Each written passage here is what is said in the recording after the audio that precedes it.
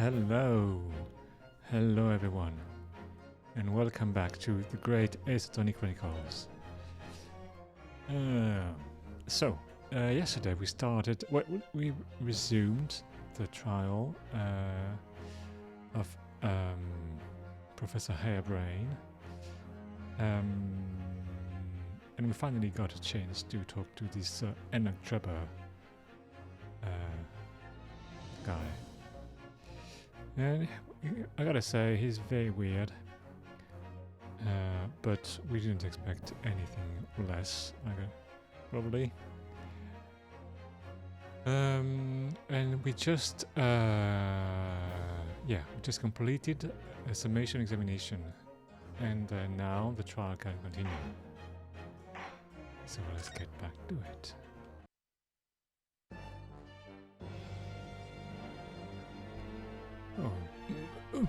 A waxwork of the despicable professor.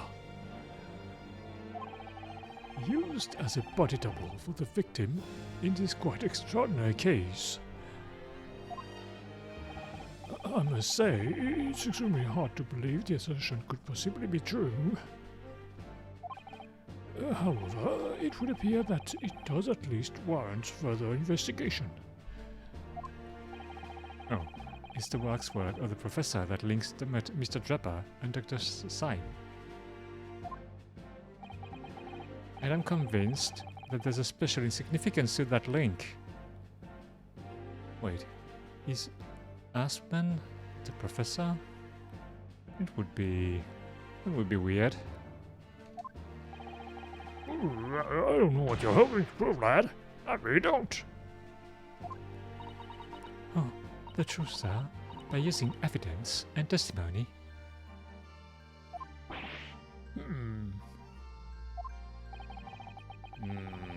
If the court is to delve deeper into the alleged involvement of the waxwork in this case,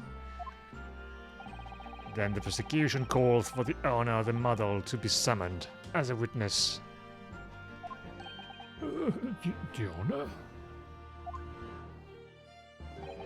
Madame Despels. Oh. I really thought that Lord Van Zieks would object to this whole line of inquiry. Very well, I concur. Make arrangements for Madame Despels to appear as a witness with immediate effect.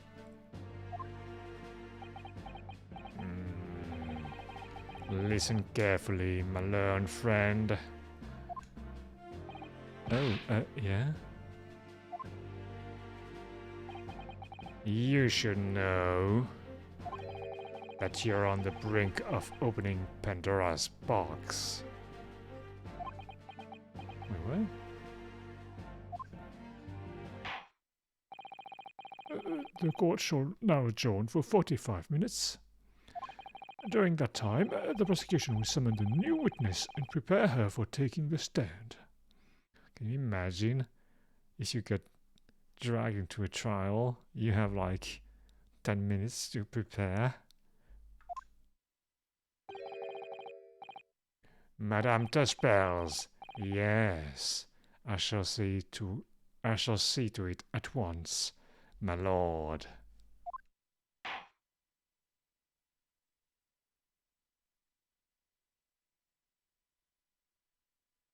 Oh, good, I stopped there yesterday night. Okay.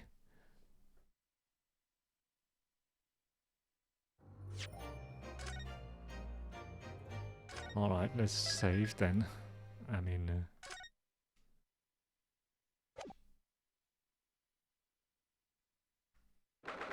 24th of October, 11:53 a.m.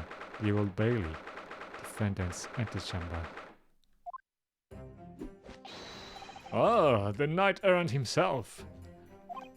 Oh, have you been watching from the gallery, Mr. Sholmes? I've been on the edge of my seat the entire time. Courtroom trials are fascinating affairs.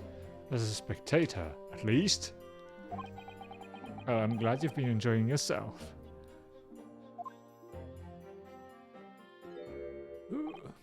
Oh, are you I have to ask. Oh, what on earth is going on? It makes no sense. What's this professor business all about? He doesn't look like any professor I've ever met before. Whoever is he? Who even is he? Even, you say? Of course. You were in Germany already 10 years ago. Oh yes, the professor. When I discovered he was the one who had been abducted, a sense of foreboding stirred within me. But who knew the monster would come knocking at your door? My heart felt sympathies.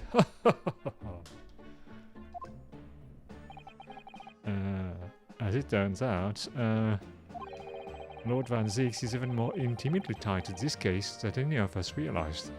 Isn't he? Oh, yes. How true. His great friend from university in the dock. And now, a waxwork of the killer who took his esteemed brother's life make an appearance too. Oh wait, so the killer did kill his brother. I don't remember that we established that. Okay. I imagine even the shrewd of Mr. Reaper failed to foresee that kick in the teeth. An extraordinary move on your part, my dear fellow, to throw that in front of the man. Ah, you make it sound deliberate. Oh, I can't help feeling that this professor case is really very puzzling. Oh yes? In what particular manner?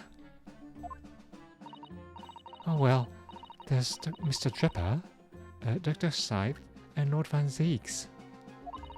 It seems that everybody in the trial has a link to the case somehow. Oh yes. In fact, I alone am not a member of the set. Though that leaves me as an empty set, all alone with no intersection to any other. Excuse me? Oh. Excuse me? Dr. Scythe. Ah, Dr. Courtney Scythe. Nay, Stevens. Good day to you. Hello, Sholmes. That was very shrewd of you. What in particular, pray? You requested that 10-year-old autopsy report from Gregson, didn't you? Why would you assume such a thing? Because Gregson told me. Well, that's a pretty good, clue.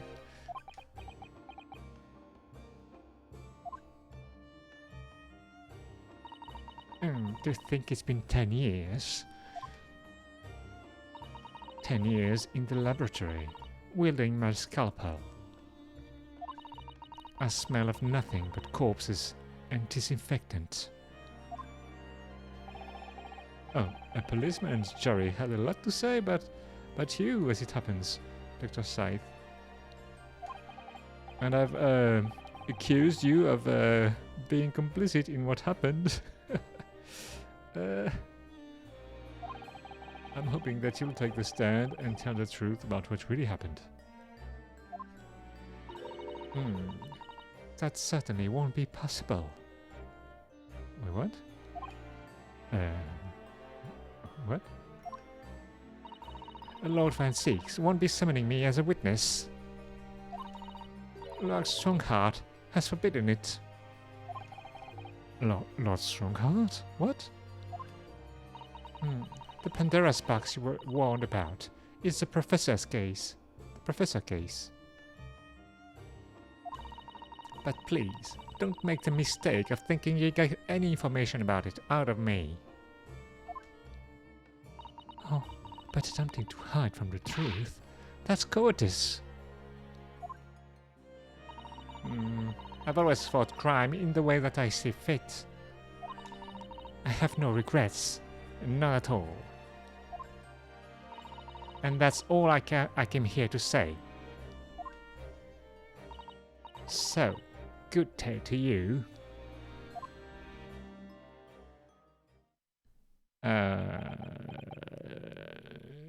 Okay. Oh, she mentioned it too. This Pandora's box. Oh, whatever does it all mean? Oh, there's really no cause for concern. I assure you, when the trial resumes, the meaning will become all too apparent, whether you'd like it or not. Oh dear. That's not reassuring at all. Huh? Now then, I believe it's almost time. I must make my way back to the public gallery. The edge of my seat awaits. Oh, I think maybe you're enjoying yourself a little too much. Ah, yes. One word of warning before I go. If, in the course of the trial this afternoon, you perceive even a shadow of doubt about the truth, don't let it out of your sight. Pursue it like a dog with a bone.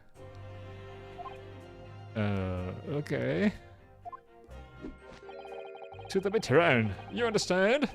Do not falter, whatever may come to pass. Okay. Alright, I understand. Thank you. Good. I shall make myself scarce then.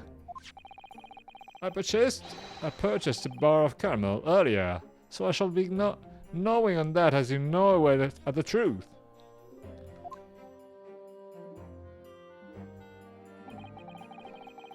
What did that warning from Mr. Schultz really mean? I wonder. Especially the bit about whatever may come to pass. There's more that he lets go.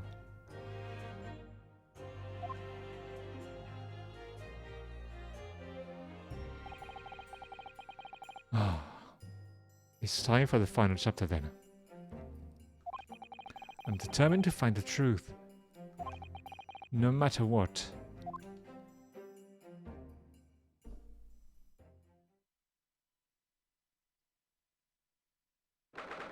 "24th of October, 12:40 p.m. The Old Bailey courtroom.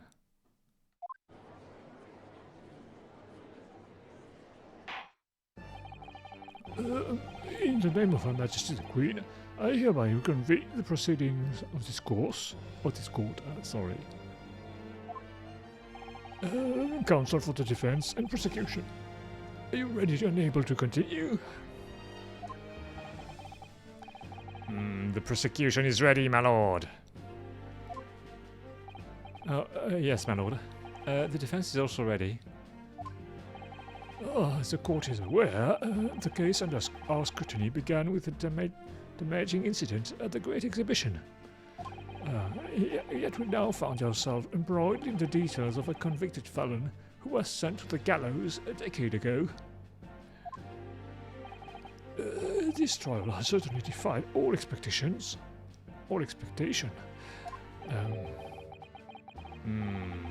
As seems to be the fate of all trials in which this Nippony is involved, my lord. Oh, what? They're also the cases you're involved. Just saying. So then, let us begin our exploration of the defense's assertion that the waxwork was certainly cardinally involved in this matter. Lord Van Zeeks. My lord. Are we still awaiting the arrival of Madame d'Espers? Not at all. She is in the antechamber as we speak, and ready to be summoned. Very well. Bring in the witness then. At once, my lord. Bailiff, show Madame Tuspels to the stand. Things are about to become a lot more intense. If Trevor is responsible, as I'm sure he is, it means he must have had an accomplice in Dr. Scythe. Oh, and what connects the pair of them is the waxwork. Oh yes, the mother of the professor.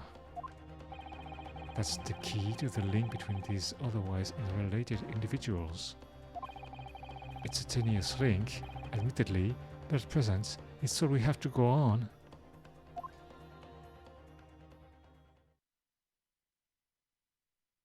Wait, what? She's making shawls. State your name and occupation for the court, please. My name is Esmeralda Tuspels. I am a waxwork artisan and the proprietress of the Madame Tuspels Museum of Waxwork. You will have to pardon me for working as a testify. My new exhibit must open very soon. And it's based on shawls. Even the hair are wax? I'm kind of surprised by that.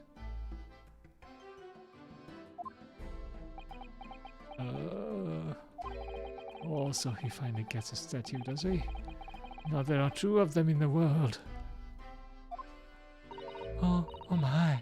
What expression is she carving on that face?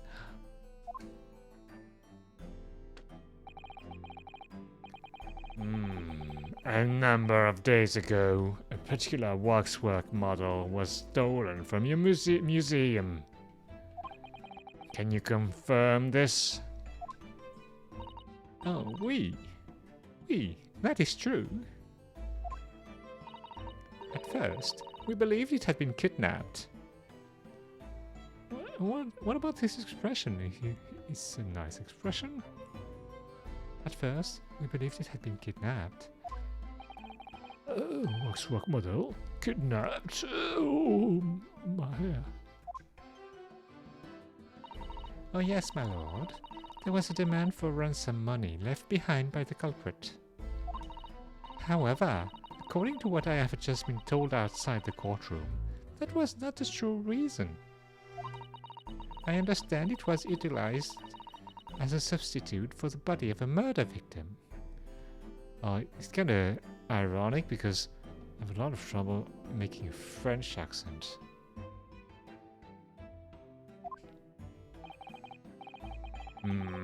At present, there is no more than conjecture proposed by the defense. This is the victim of the case in question, Mr. Odie Assman. Oh, but of course, I know him well. He is a part of my odious personage exhibit. I detest to say that what is evident, but Mr. Assman does not resemble the professor at all. Yes, but perhaps their faces are very similar. Are you suggesting that we should see now the demasked visage of the professor? Oh, I have here the key, but it is strictly forbidden to open the lock. This is absurd. Pardon? I don't know what face you've carved into the offensive figure beneath that mask. But clearly, it won't be that of the actual killer.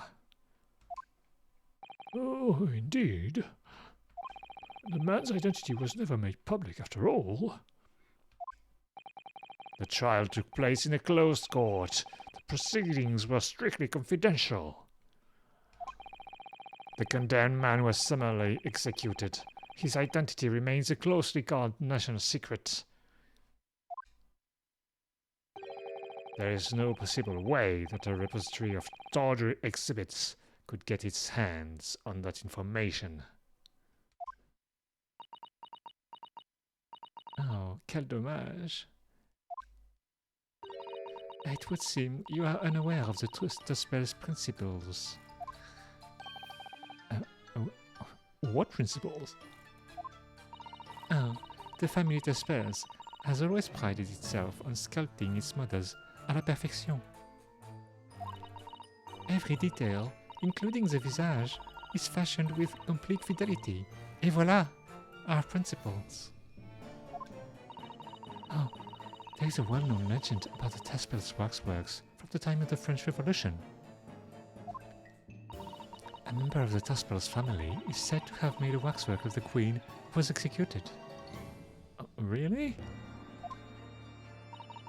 Oui, that is true. It was a century ago now. Oh, I believe the queen's face was carved in the minutes following her death, actually at the guillotine site. Oh, you are correct. The model is on display still today in the House of Horrors. With the spells, we'll stop at nothing to obtain a faithful replica of our subject. Oh, dear me, somewhat disturbing tenacity of purpose. Oh, it is the only way to obtain a truly lifelike representation of the subject. And it has been my family's secret for generations. Oh, do you mean to say that beneath that mask? Oui, the true visage of the killer is there.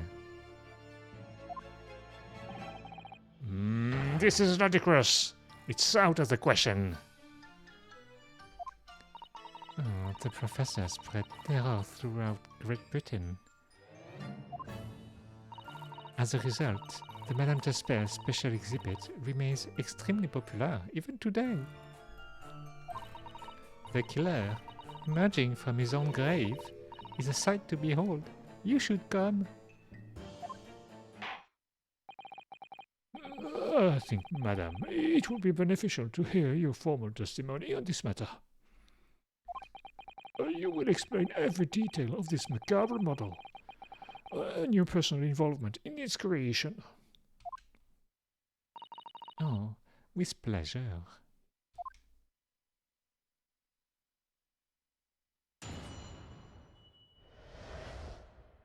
The Professor Waxwork. Oh, the special exhibit in the House of Horrors is based on a rumor that shocked society in London. An impression of the visage that was taken directly from the corpse, in accordance with Taspel's family principles. I enlisted the aid of the gravedigger and created a mold for the head in the cemetery just before the interment. I hid myself until he gave me a signal. I was there for a very long time that night. As dawn approached, I was very worried that I could be discovered.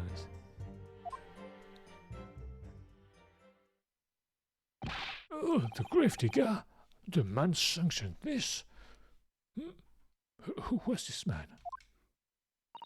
Oui, I will do all that is necessary to achieve the true resemblance my family is celebrated for. Nobody else knew, only the gravedigger. What harm did it do, eh? So you truly saw it? The face of that monster!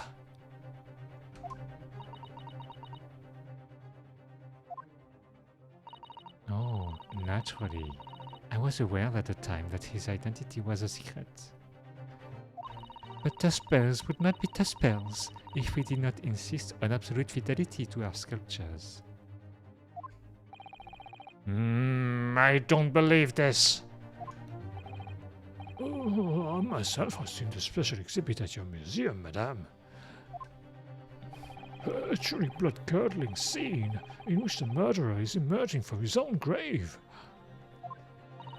Oh, the scene it depicts was the subject of many rumors in London 10 years ago. I have here a newspaper from the time. Oh, the special exhibit was based upon the picture in this article.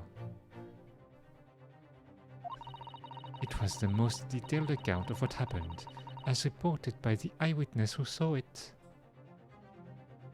Was the bal masqué to blame for the great blaze? What? A 10-year-old article has been entered into the court record. So we have to look at that. Man rises from the grave. It's too absurd for words. Okay, we have to read that. Wait, is this? What? Oh, it's only... Oh! It's been drawn by Mr. Assman. Wait, what?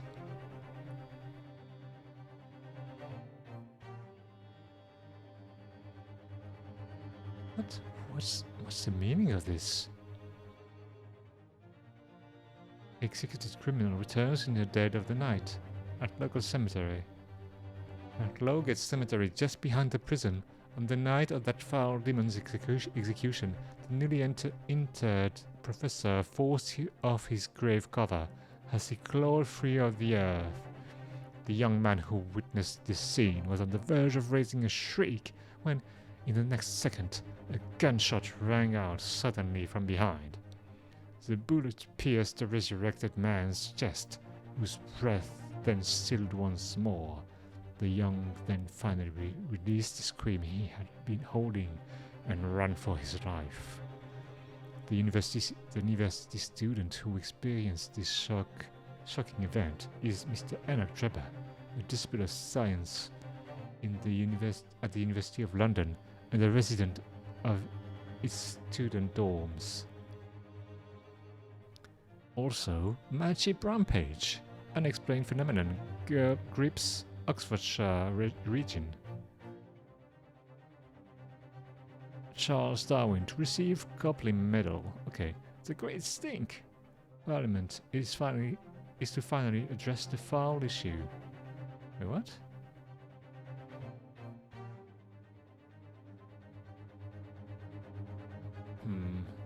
A lot of stuff in this page. Enoch Drebber, Ozzy Assman, the professor. So the professor is not Ozzy Assman, that's for sure.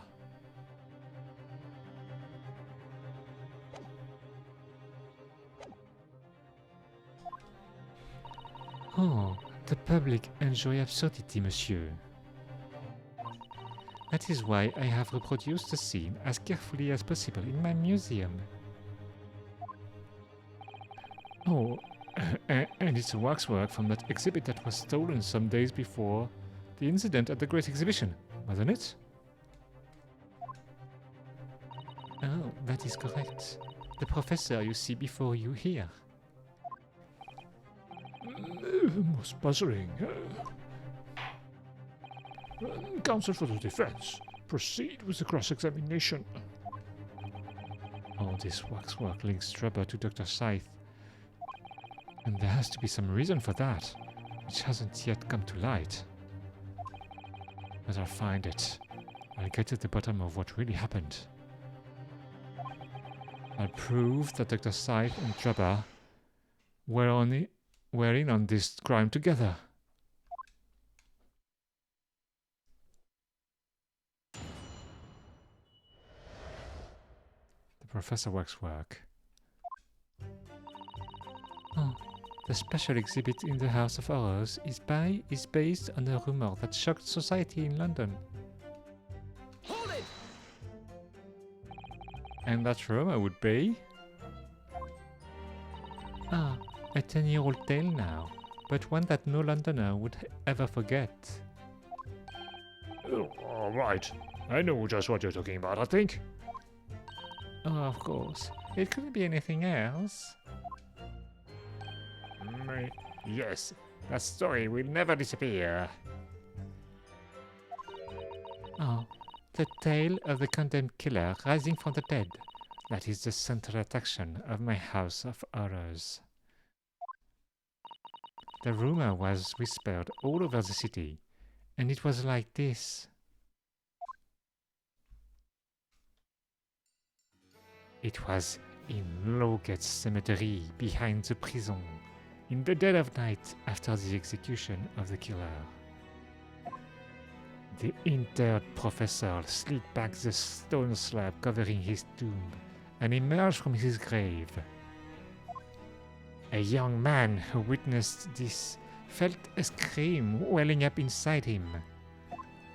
But an instant later, he heard an ear-splitting gunshot from over his shoulder. The bullet struck the emerging corpse, and he fell motionless once more. The scream finally found its way from the mouth of the young witness, who turned and ran for his life.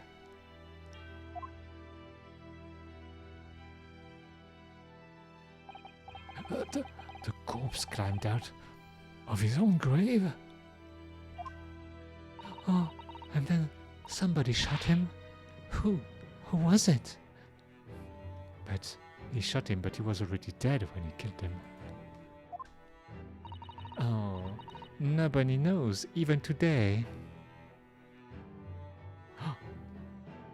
Was it Van Zieks?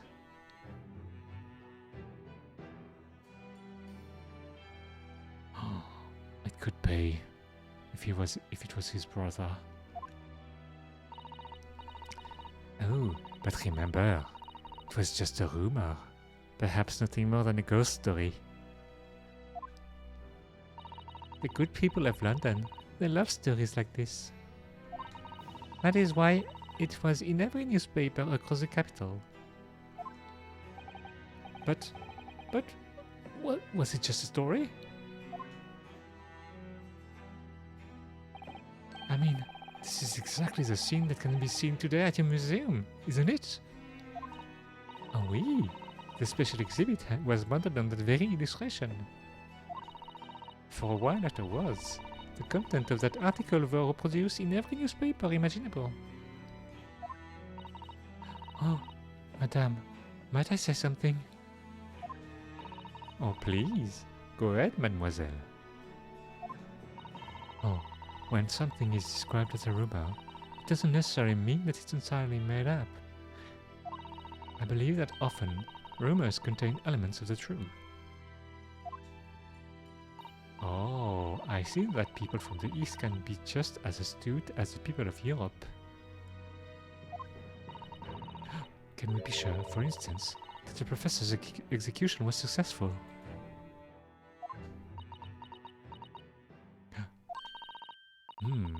It is not possible for the dead to come back to life. Sorry? 10 years ago, I was there in Logate Cemetery. After the criminal known as the professor was killed by hanging,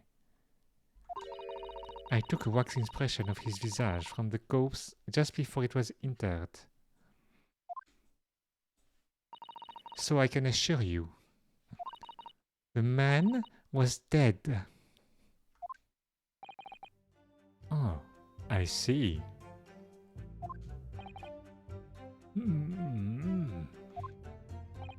It would certainly appear that the condemned man suffered the intended fate.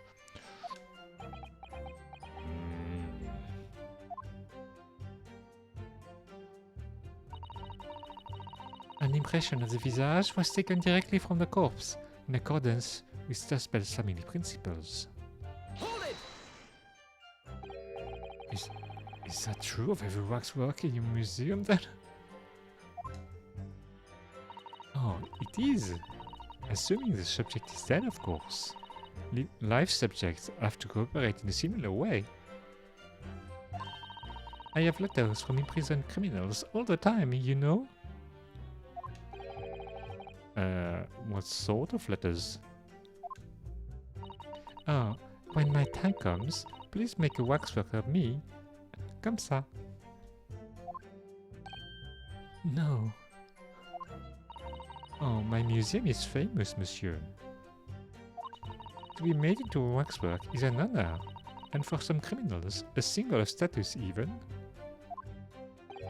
Oh, because nothing says hardened criminal better than wax. Oh, and it is thanks to one killer in particular that my museum has gained such popularity in London. I refer to the star of the special exhibit, of course, the professor. Whose form you claim to have captured by taking an impression from the actual corpse. Oh, there are no exceptions to the principle of the spells.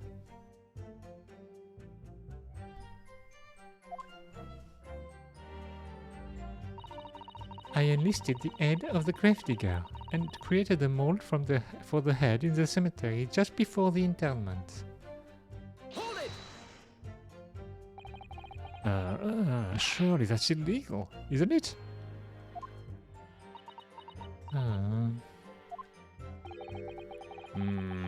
It would seem the proprietress of this repository of novelties was blinded by military greed.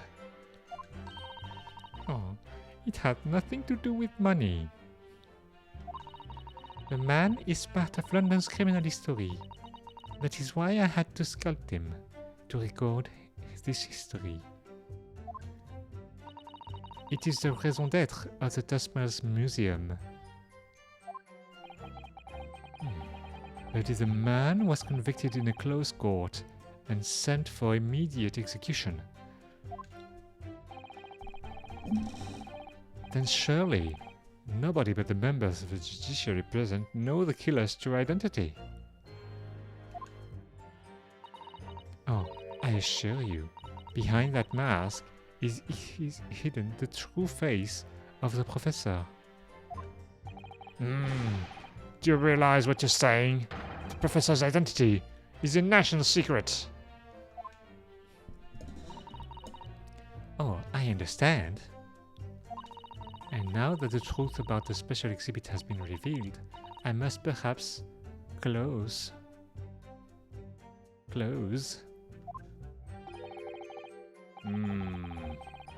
Of course it will, as with your entire museum, if you don't tread very carefully, madame.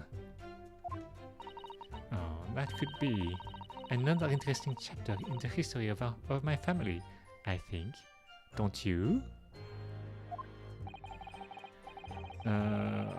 So, 10 years ago, on the night of the professor's execution, you took a wax impression of his face from the corpse? Oui, exactement.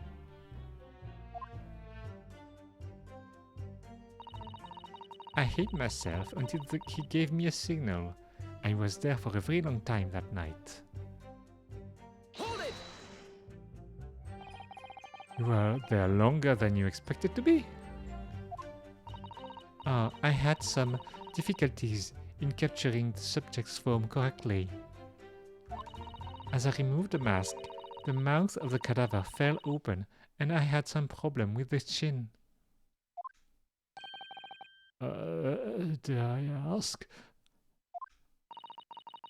Oh, the man had been dead for a short while already, you see.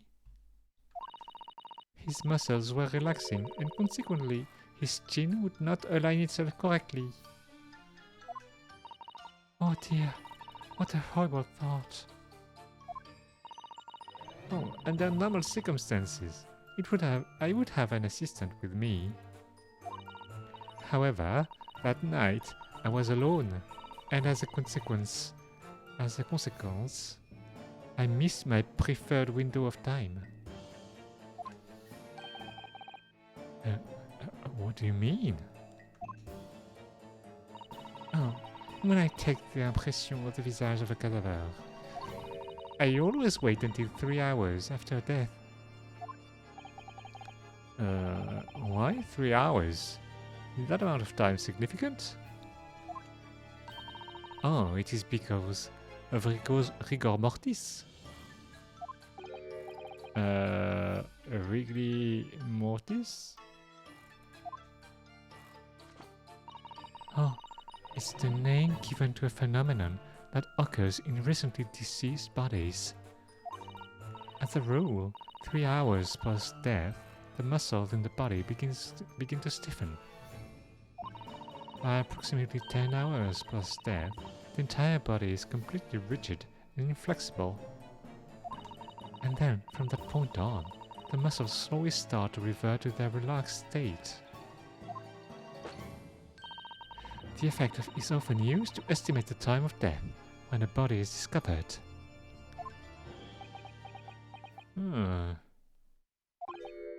Well, that was a dedication. It was a slightly scary one. As the Mademoiselle says, rigor mortis commences 3 hours after death, and it starts in the jaw.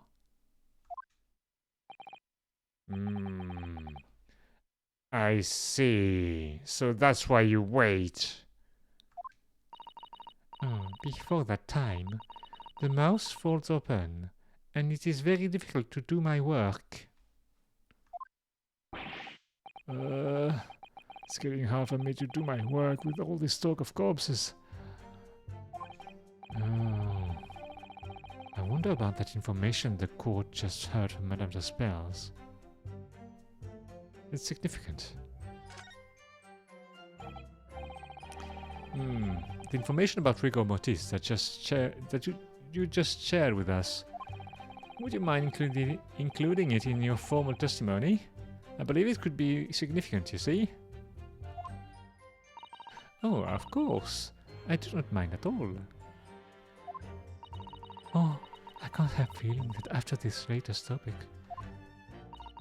the atmosphere in the courtroom has become extremely grave. Oh, Susato-san.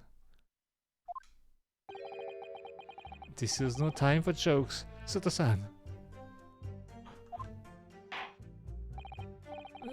Madam, kindly amend your testimony as discussed. Oh, bien sûr.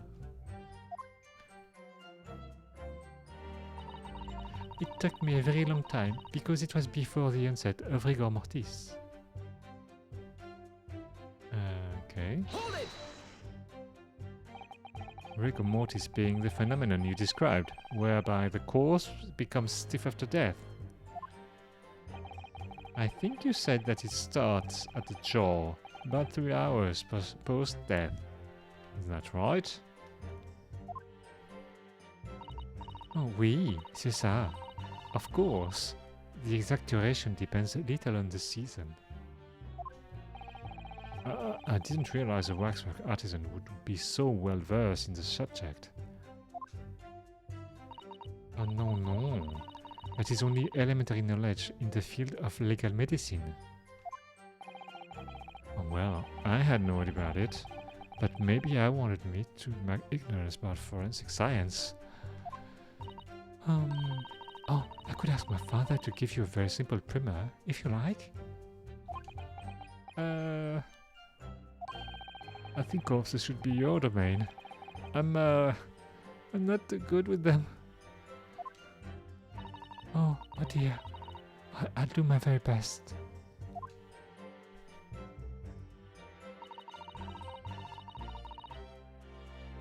Oh, as dawn approached, I was very worried that I could be discovered. Oh no! No! So that's all I have to go on. Oh, what's your feeling, Naruto-san? Oh, for some reason, Dr. Scythe went along with Trevor's plan. Now, if that's really true, that the professor is the only other thing we know of that links the pair of them. So I feel sure that waxwork must be a clue to this mystery somehow. Oh, in that case, we must use this cross-examination to uncover exactly what it means. Otherwise, the jurors are sure to revert the leanings and the trial will be over. I agree, but interestingly, uncovering what the professor has to do with all of this means more to Lord Van Zieks than anyone. That's the impression I'm getting, anyway. Oh, yes, as do I. After all, he has a profound connection to the professor as well.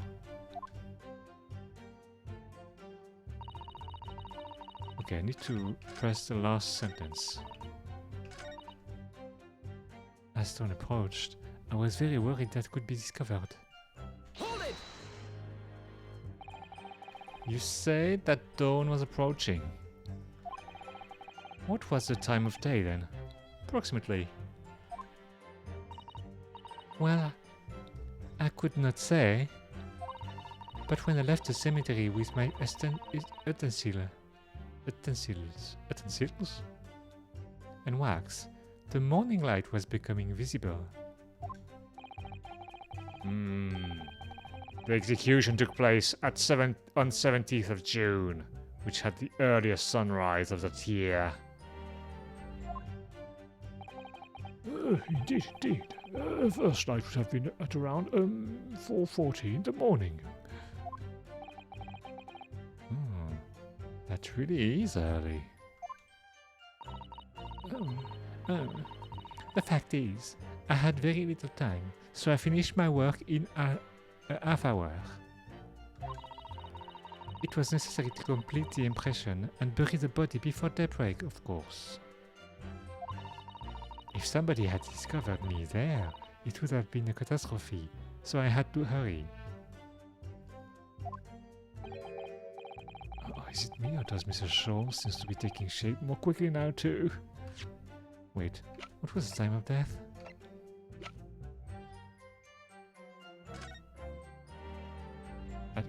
Death by hanging, confirmed at midnight. Okay, so... Wait, what?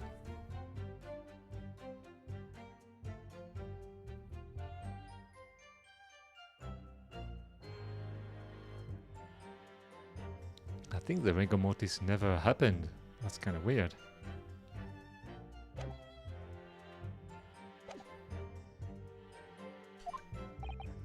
You certainly appear to go to extraordinary lengths for your work, madame. Oh, I wonder, is what she just said particularly significant? It is significant. Madame, those details about how long it took you to complete the sculpture and the early sunrise, could you include them in your testimony? I believe they may be significant. Oh, of course, if you would like me to. Oh, you're quite right, Naruto-san. It is intriguing. A sunrise at 4 in the morning would be absolutely unimaginable at home, wouldn't it? That's not quite what I meant by significant. Can we amend your formal testimony then, madame? Oh, with pleasure, my lord. I hurried to finish my work in the half hour before sunrise, then I left as soon as the corpse was interred. So, the rigor mortis should have set.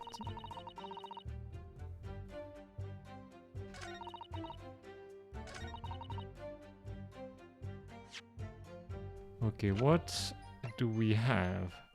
We have the 10-year-old article.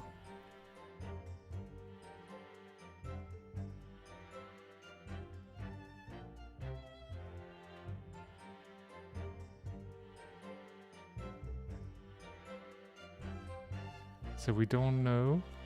Executed criminal returns in the dead of night. So we don't know when it happened. Is it? Oh, it's Monday. So, wait. When was the,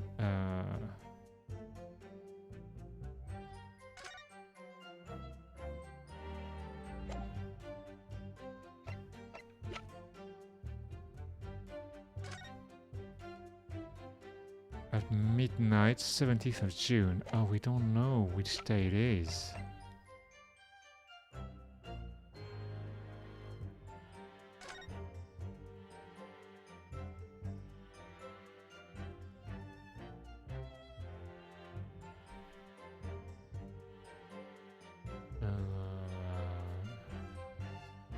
Oh, there's no... Oh, god damn it, we don't have the date. Why? 20th of June.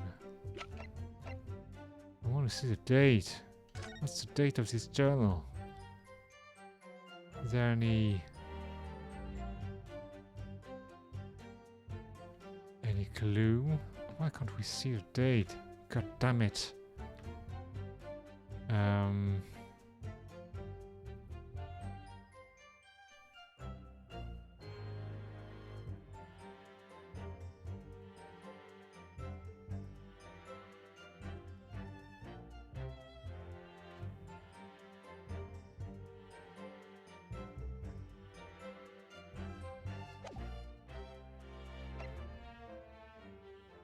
Trevor's contract.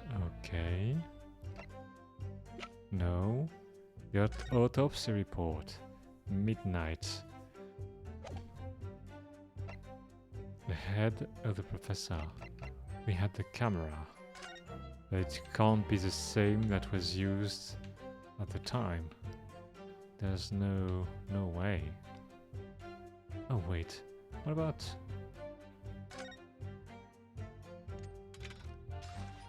What about the blood? We've seen all that already. What about the blood over there? I still don't know what it is. Look, Naruto-san. What is it? Oh, on the pillows, just here. There seems to be some very dark red stain. Oh yes, you're right. It looks like blood, actually. Huh? Oh my! Oh, I'm sure it's not what you're thinking. But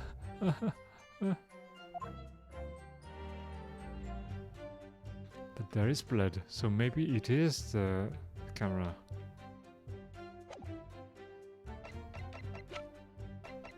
What does the drawing say?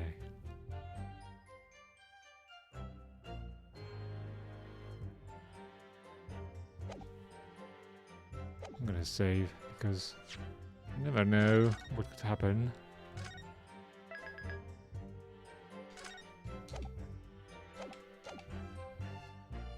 Took me a very long time, because it was before the onset of rigor mortis.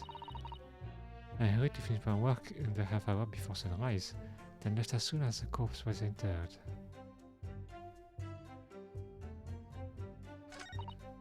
A very long time, because it was before the onset of rigor mortis.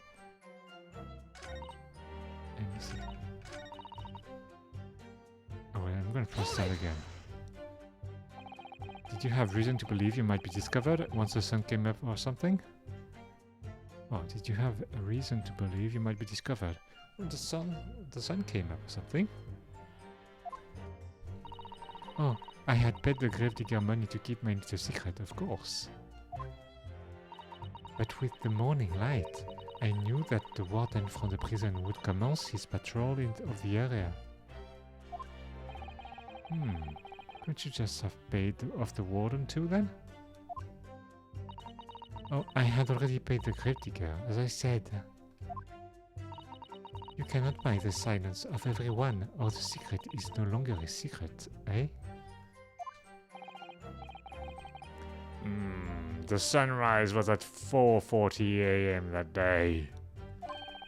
Which means that you should have been around 4 when you began your sculpting work. Oui, that must be correct. That would be when the gravedigger gave me the signal to come out of hiding. So, okay, that's all we have to go on.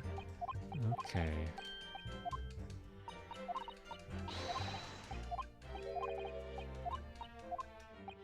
After all, okay. I think it's about the time of the events.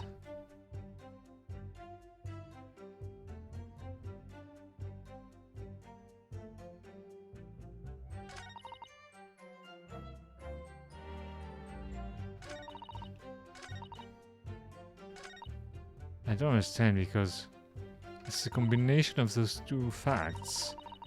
The fact that it's before the rigor mortis and half hour before sunrise. That's a problem. I don't understand what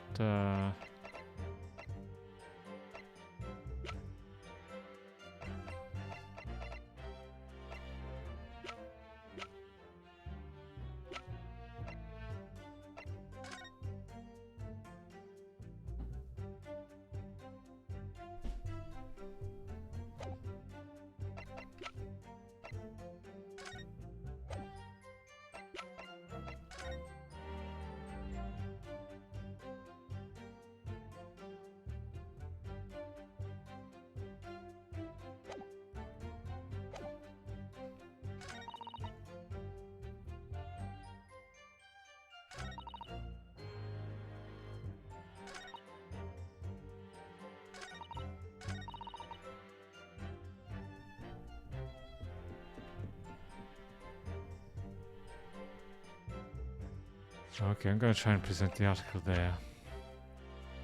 I mean, oh, a newspaper article recounting the tale of an eyewitness to the alleged resurrection of the professor from his grave on the night of his execution. So, if she did that just before sunrise, then there would have been no time for that. Objection! The defense would have to object. Oh no, it's not working. And I would have to rule the objection, counsel. Oh dear, the defense would have to accept and take even. I'll get to hear it.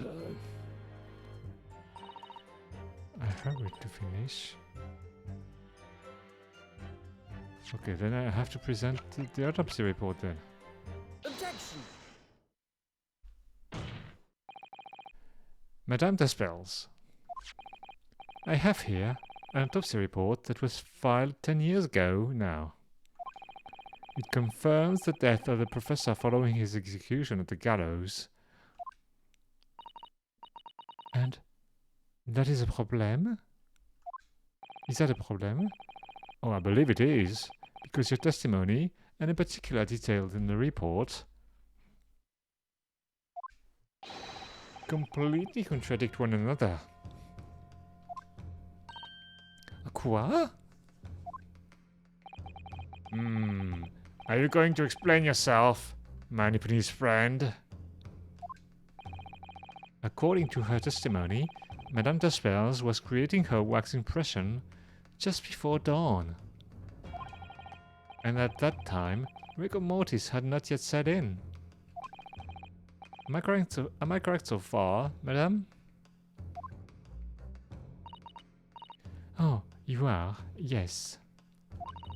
As I said, the stiffening of the jaw is the first sign of rigor mortis, 2 to 3 hours after death. But the man's chin was limp, so he cannot have been dead for a long time. Oh, but on the other hand, if you look at Dr. Scythe's report, it quite clearly states the following. Death by hanging, confirmed at midnight, 17th of June. No. If the professor indeed died at midnight that day, then at the time he was sculpting his face, rigor mortis would already have set in. Oh, oui, yes, you are right. The chin, it would have been completely stiff. In other words, this report is wrong. Objection! No coroner makes mistakes when recording the time of death. This very idea is absurd. In that case, there's only one possible conclusion.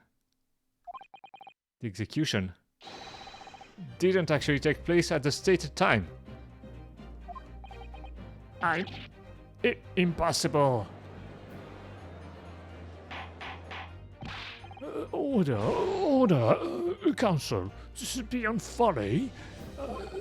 Not only do you indict the author of the report, Dr. Scythe, but you also implicate members of staff at Barclay Prison, where the execution took place. Oh, I want to keep my hair. Oh, my hair. Oh, exactly. Oh, not in my day. My learned friend appears to have overlooked one very crucial fact. What fact? The professor died that night, without question. Oh, he did. Of course he did. I moved the man's limb jaw. Yes, the professor died that night. But what if he didn't die at the gallows? Didn't die at... Are you insane? What? What exactly are you suggesting did happen in that case? Oh, it's almost impossible to believe, but it would explain the link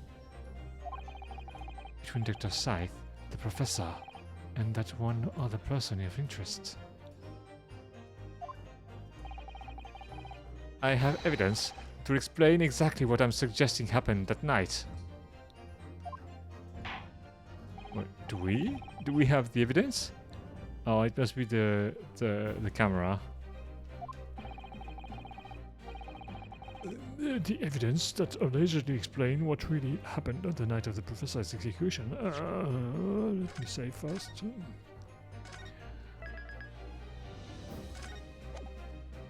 Okay, so what evidence do we have? I mean, we only have the camera.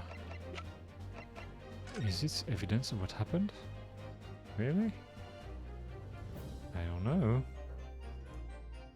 But that's the only thing we have.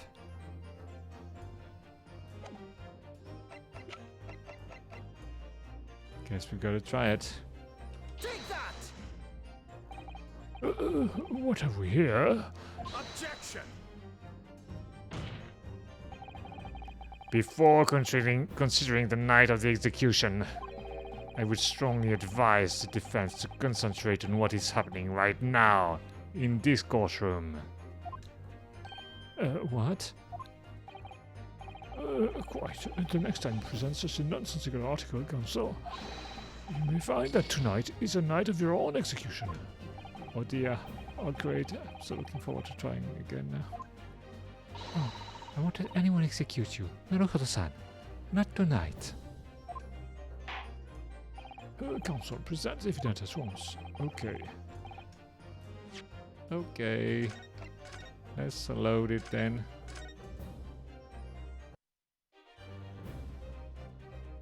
The evidence. Well, the evidence. We have the autopsy report, and we have. Well, the journal. That's the only thing we have.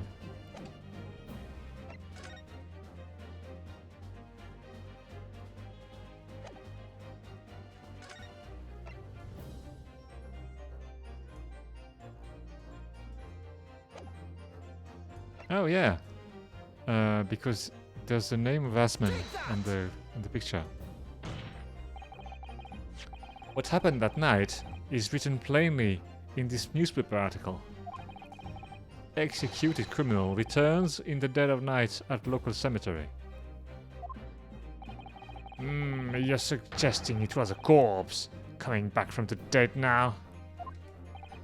Well, if this article is to be believed, yes. The professor, assumed dead following his execution, emerged from his grave and was killed again. Objection!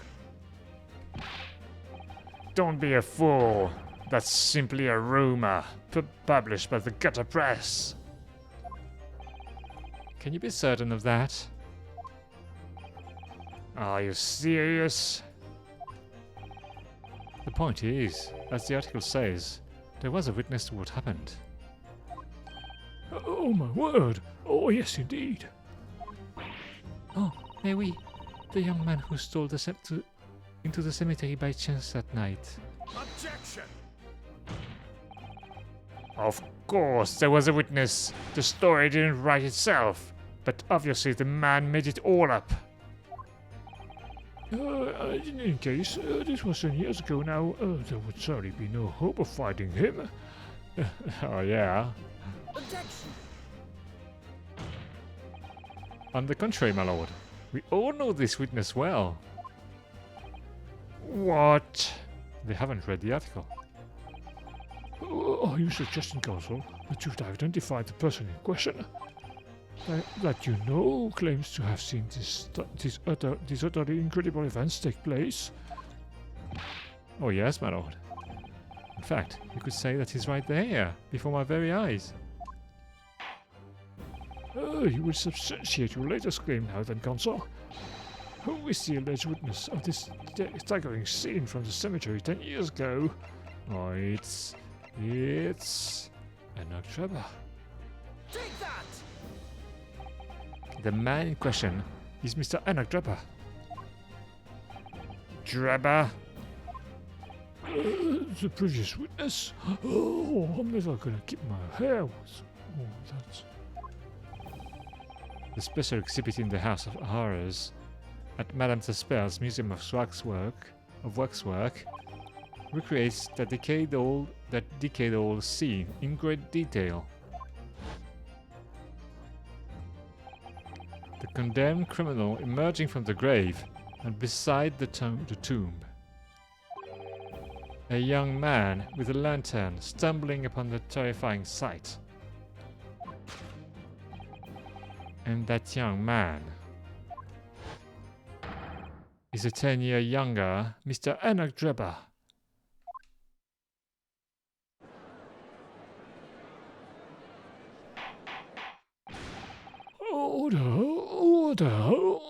Order. Surely not, Counsel. Drebber was there in Lowgate Cemetery. Wait, how old is Madame Tasper's? 26. She would have been 16 at the time. Oh yeah, she could have been working that. Bohemian boy. And she was 29. He was 23. Okay. He was 37. And Herlock was 24.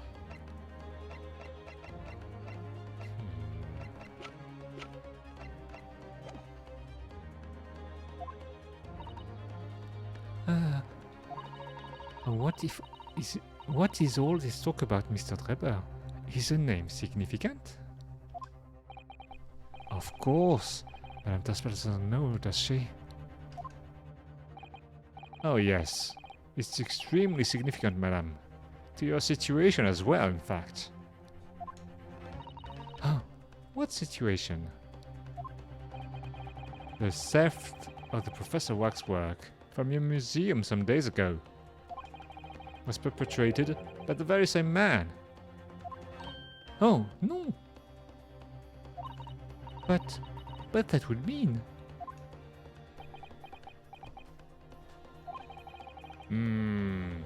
Madame Tasper's.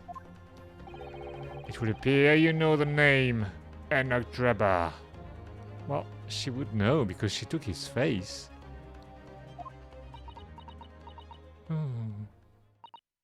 Oui. Oh yes, I know it. But from long ago, in the past. What? Oh my.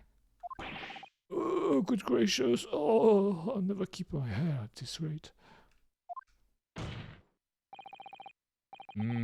Explain yourself. Tell us everything you know. Oh, yes. Yes, of course.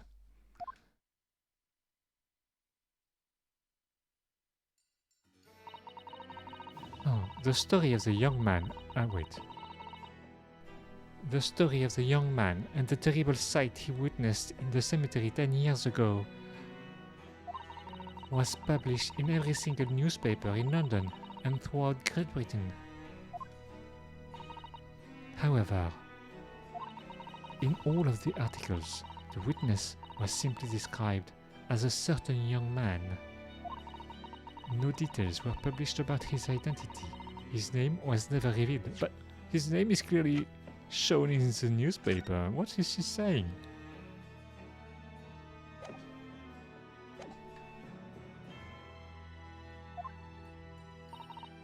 Oh, that is apart from in one newspaper. Oh, this one, of course. Oh, the Daily Circus. This is a paper from which comes the article I have already shown the court. Oh, you're saying that his full name was only publicized in that article? Oh, goodness me. Oh, yes, here it is. The university student who experienced this shocking event is Mr. Enoch Drebber, a disciple of science at the University of London and a resident of his student dorms. Oh, unbelievable. Oh, when I read the article, I went to meet with the man. His discovery of the condemned criminal coming back to life in the cemetery in the dead of night would make a perfect exhibit for my House of Horrors, whether it was the truth or not.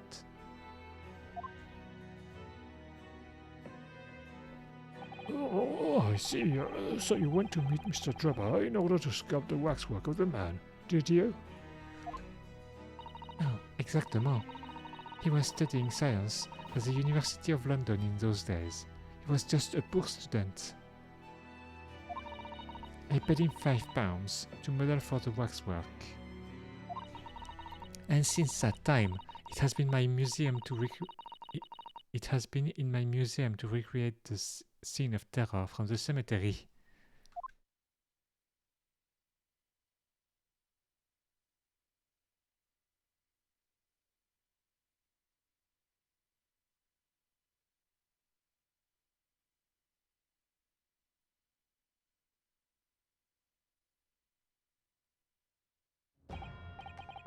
Ah, so 10 years ago, a young man appealed to the public about an extraordinary event he'd witnessed. A criminal who had been put to death re-emerging from his grave in the middle of the night. But the public treated his claim as nothing more than an amusing anecdote that was soon forgotten. 10 years later, the same man steals the waxwork model of the executed criminal, ostensibly to use as a body double for the victim in the case we're discussing here today. Even though the waxwork's build is a poor match for the victim, and his face is obscured by a mask. So the question is, why would the man do such a thing?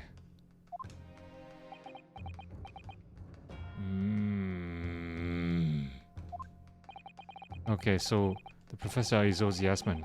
He took the name of the guy who made the drawing. Which brings us to 3 days ago, when the birdcage crashed into the crystal tower. No, if the birdcage had in fact contained not the body of Mr. Asman, but that same waxwork.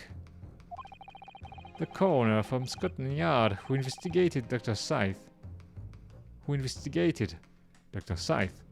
would have noticed immediately. And yet, she submitted this autopsy report for the victim, which the court has seen earlier. Why?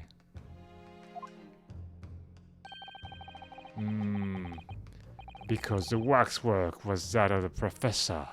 Is that what you're saying?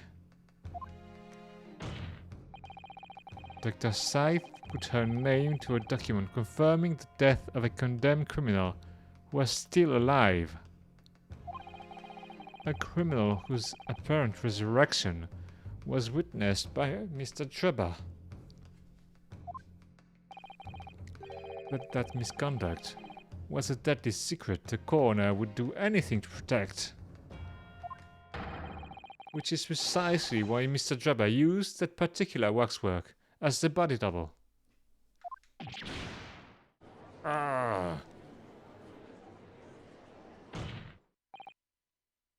My lord, this court must summon Dr. Scythe to the stand. Doctor, the defense is determined to find out exactly how the coroner and Mr. Drebber are connected. But according to the missive I received this morning through the prosecutor's office, Dr. Scythe is unable to participate in these proceedings. Is that not the case?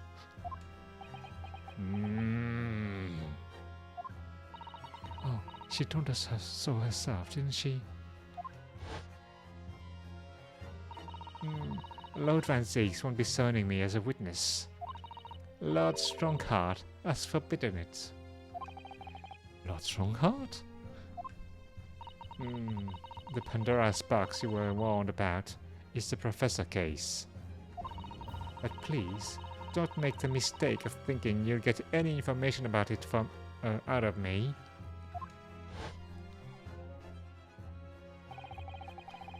Something happened on the night of that killer's execution 10 years ago. And surely nobody would want to get to the bottom of that more than Lord Van Zieks.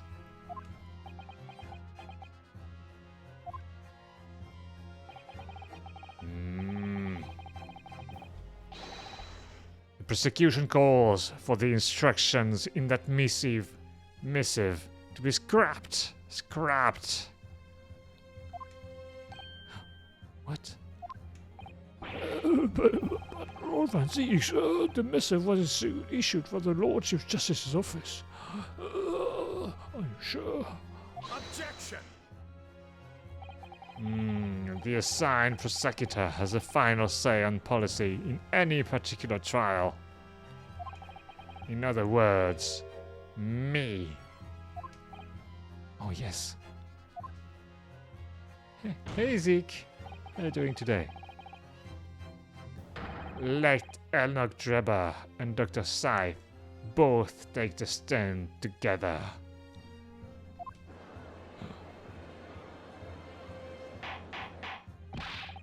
Order! Order! Order! Very well, I will uphold your request. Bailiff, send a subpoena with immediate effect addressed to Dr. Scythe of the Forensic Investigation Team.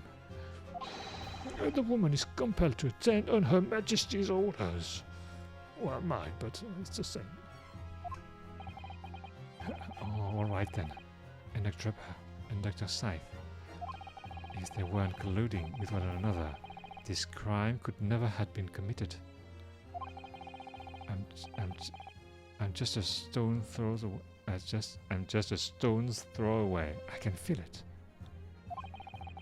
The truth behind all of this is about to come out.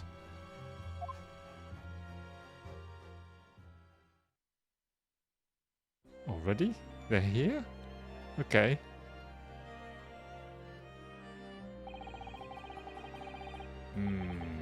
Thank you for your attendance at such short notice, Dr. Scythe. I'm disappointed in you, Lord Van Zieks. Oh, hello, Becky Stew. How's it going today? Such extraordinary turn of events, coming just in time for the great reveal. Oh yeah.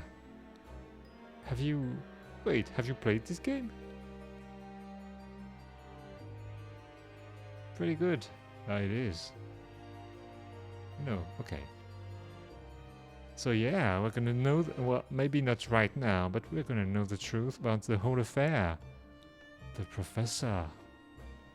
I'm still not sure if the professor is Ozzy Asman or Lord Van Zieks' brother.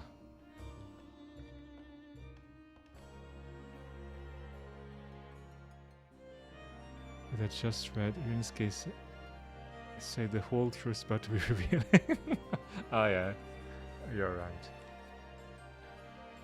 And look at that. Look at on the right of the screen. It's Sholm's face. Hurley's face. Being sculpted in wax.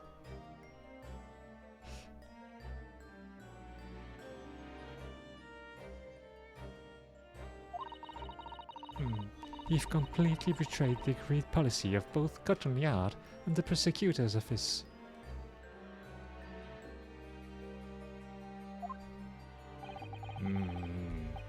Betrayal is not in my nature, as long as the truth isn't compromised. If it is, if there's even a hint of wrongdoing, then no matter whom it concerns or disgruntles, I will pursue the matter to the bitter end, as would any prosecutor worth his salt.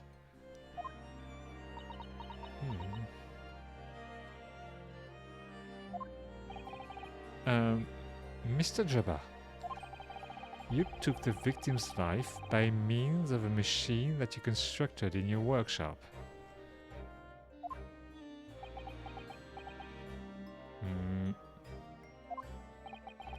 And Dr. Scythe, as the investigation Investigating coroner, you were the first on the scene to examine the victim's body. It is the belief of the defense that you collaborated with each other and were both complicit in this crime. And where's your evidence? At present, we have no definitive evidence, but we do have a very significant clue. What are you talking about?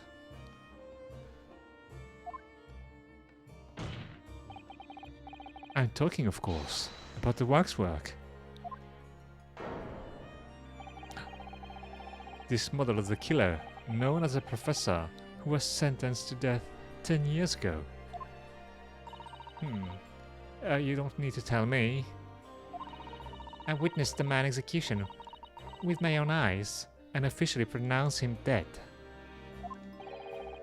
Oh, that remains to be seen. Oh, is that so? According to the newspaper report from the time, on the night following his execution, the killer came back to life. Don't waste my time. And the sole witness to that mysterious event was you, Mr. Drebber, wasn't it?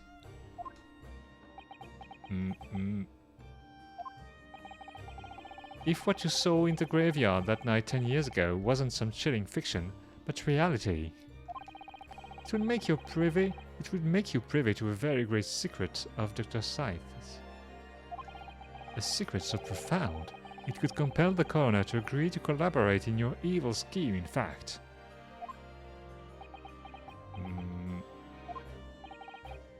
Mr. Drebber, tell the court. Tell everyone the truth of what you saw that night in Lowgate Cemetery.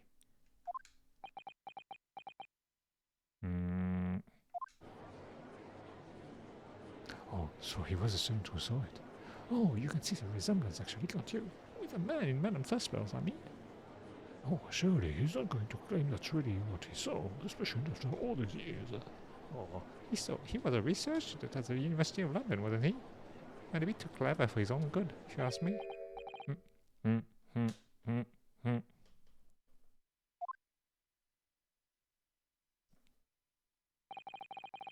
What an interesting twist. When at the time, not one person would take me seriously. Yet now, here we are, 10 years later, and suddenly my story matters, and in a court of law too.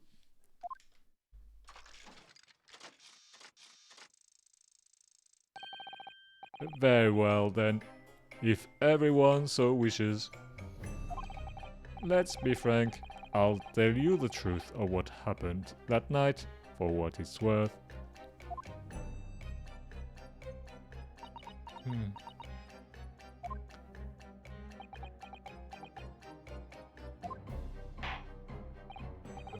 So, Mr. Drebber, your testimony, please, about the events of that night 10 years ago. You won't tell the court exactly what you stumbled across in Lowgate Cemetery. Yes, of course. As you wish.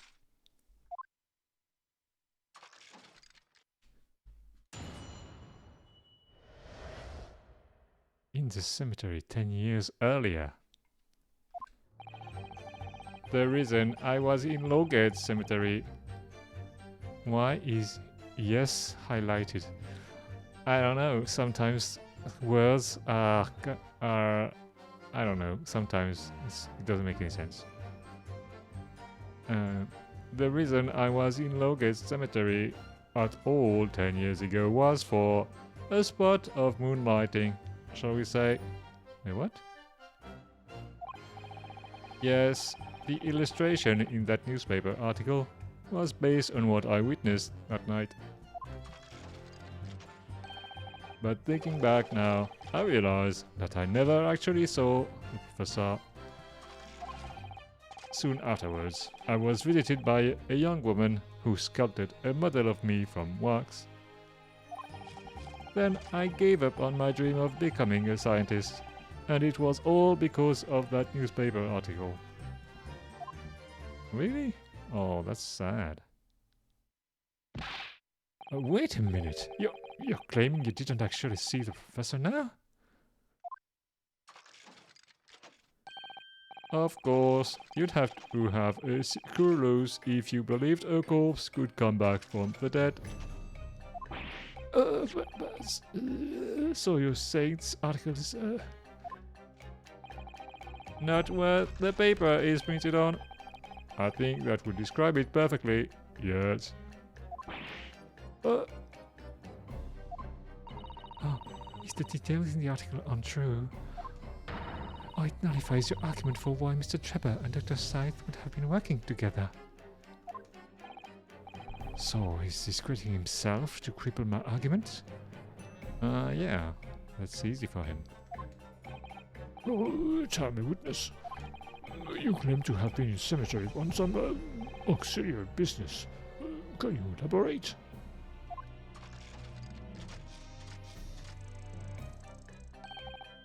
That's right. Grave robbing, to be precise. What?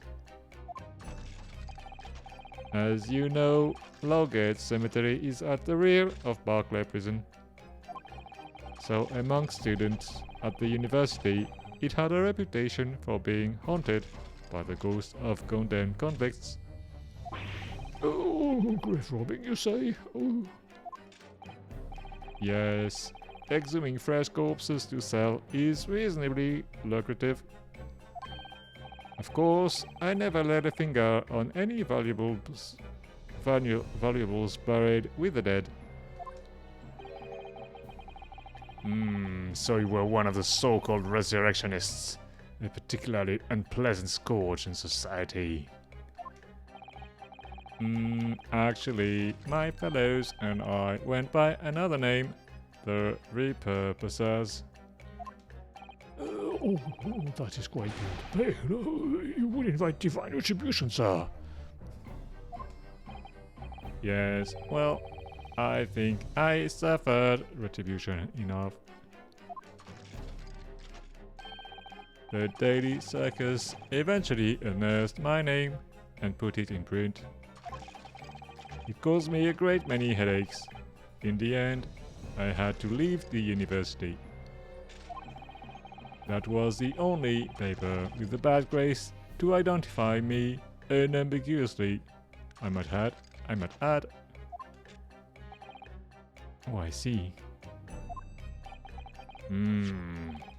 Out of interest, who drew the illustration for this article? Oh, he saw the name. I hate all his red words. Oh well, you know, his robotic parts kinda screw his the way he talks. Oh yeah, back to it. I think you haven't seen the article. So there was an article 10 years ago about the professor coming back from the dead.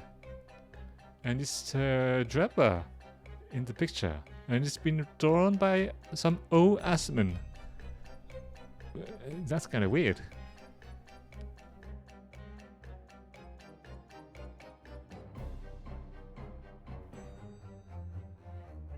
He has two flesh hands. Oh, but oh, you mean Drebber? Oh, he must have lost his hand at some point. Well, it's been 10 years. A lot can happen in 10 years. Look at what happens in the course of a trial.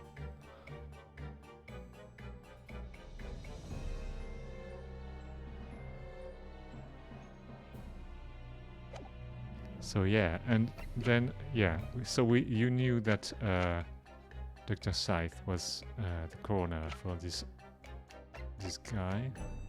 Well, so yeah, it's kind of weird that someone would come back from the dead when a medical coroner declared them dead. Is it a photo camera around his neck in the drawing? It is. And it seems to be the same one we have here.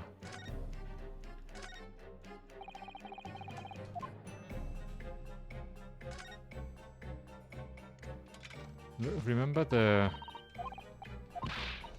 blood stain over there? It's probably gonna become relevant somehow at some point.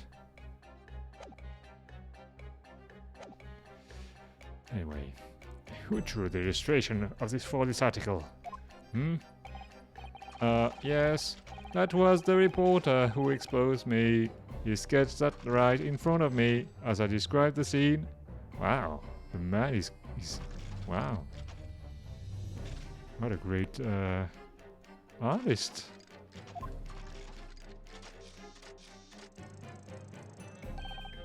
Obviously, as time ticked on, I bitterly regretted what I'd done. Claiming to have seen something I never truly saw. Foolish. Very foolish.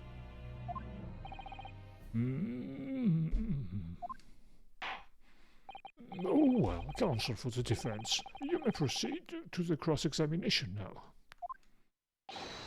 At once, my lord.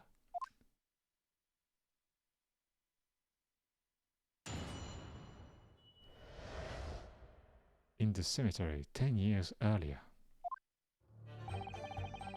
The reason I was in Lowgate Cemetery at all 10 years ago was for a spot of moonlighting, shall we say. Hold it! Okay, by moonlighting, you mean grave robbing, do you?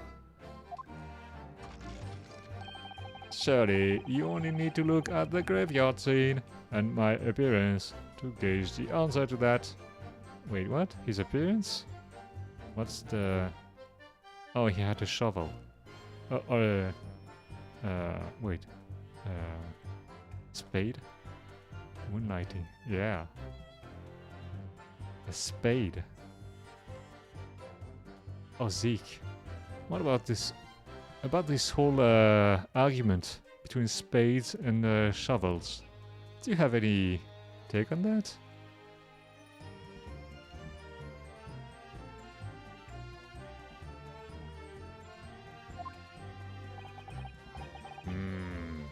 The lantern and spade. Oh, it is a spade. Let's look at it. Okay, well. Oh, wait. Oh, it doesn't appear on this. But it's a... I remember that it's a pointy one we saw in the museum.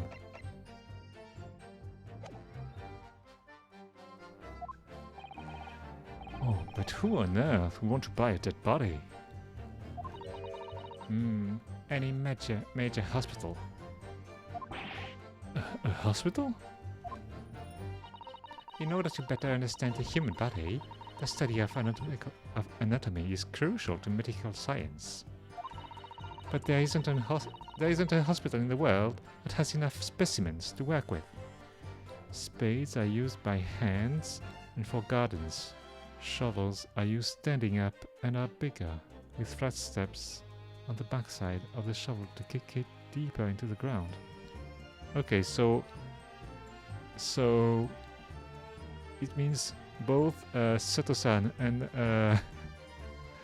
Iriansuke are wrong.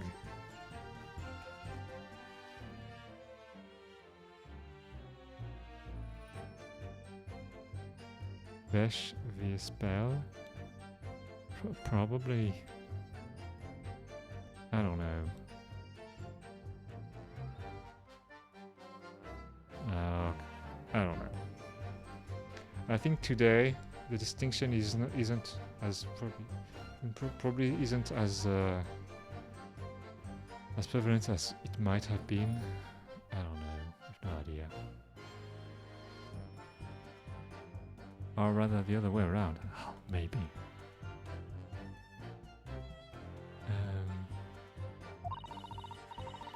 Though, obviously, they can't openly express an interest in obtaining more by dubious means. As aspiring scientists, we young research students had no money to work with, as I'm sure you can imagine. Not to be confused with trowels. Trowels? So what's a trowel? Come on now.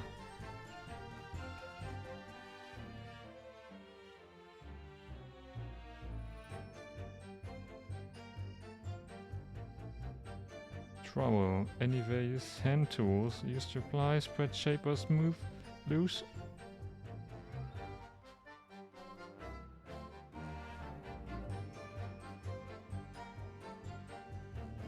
A scoop shape or flat-bladed garden tool for taking up and setting small plants. Okay. A trowel is like a mini shovel. Yeah, I forgot the French name for that. Wait, it's wait, what's oh dear. Forgot.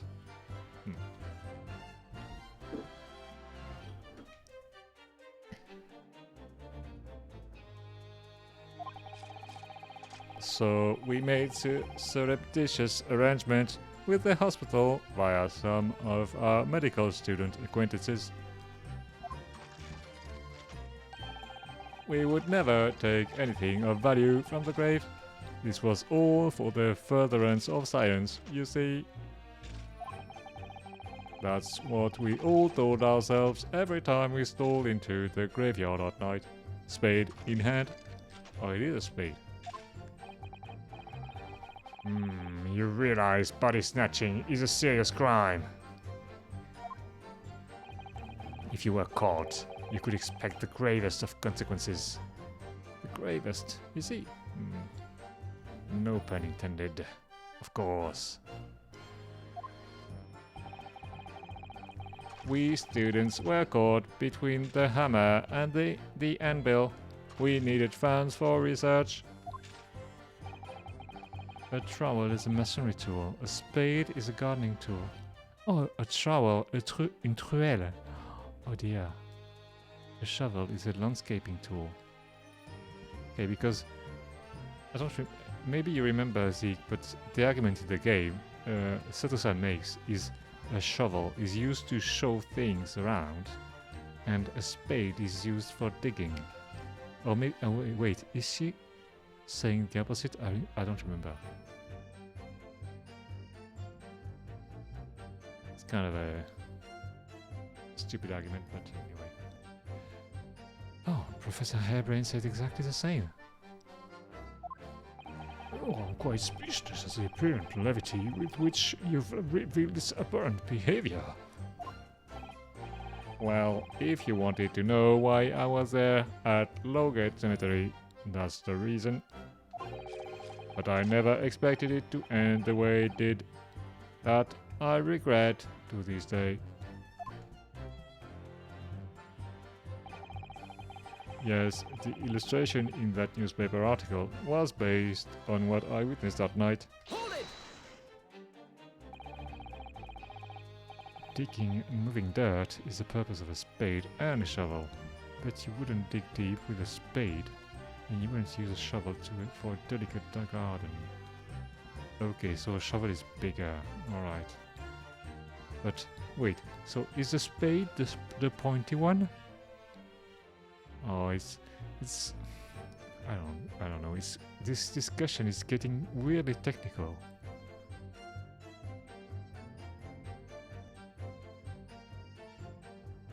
There's strange happening at Lowgate Cemetery, which you now deny. Not entirely. I ran to fetch the police at the time. You know, I was shaking like a leaf. But they didn't believe a word of it. In fact, I was very nearly arrested myself. Oh, so you went to the papers instead? I started big with the London news, but unsurprisingly, they didn't want to know either. In the end, though, it was reported from the gossip rags, the gutter press, that came to get my story. And it spread like the plague through the capital as gossip-hungry Londoners lapped up the tale. The story was in every single paper at the time, with the exception of some broadsheets. And yet, only 2 or 3 of them actually interviewed me personally. Most of the accounts turned out to be very interpretive ghost stories. Now, what about the article in the Daily Circus? That particular journalist found me at my dormitory. Wait, how did he know who he was? I don't know how, but he discovered my name. So I recounted to him exactly what had happened that night. And from your description, he'd use his illustration? Precisely. That's how I learned that the condemned man was the infamous professor. Because the reporter told me so. I had no idea myself, you see. Oh, newspaper reporters are... wait, what? I want to snoop around? I think sometimes they say won't instead of known. Okay. Newspaper reporters are known to snoop around in matters that don't concern them. So the scene portrayed in the illustration is accurate then. Well, thinking back now, I realized that I never actually saw the professor at all though. Hold it! What are you talking about? I think I explained already, didn't I? Einstein won't, as they will do that sooner or later. Wait, what? Is this an actual word? I mean, wait, because it's not won't with an apostrophe. Won't? Oh yeah, it is a word. Oh my. A custom used. Inclined apt.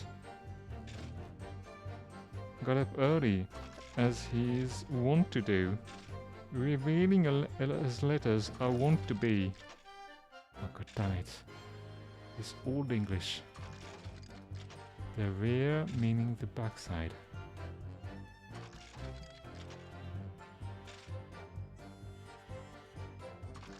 Wont, custom, habit, practice. Yeah. No. Well, that's the turn of the century for you. Lowgate Cemetery is at the rear of Barclay Prison. The rear meaning the backside. Oh yeah. So it was renowned among us students at the university for being haunted by the ghosts of convicts.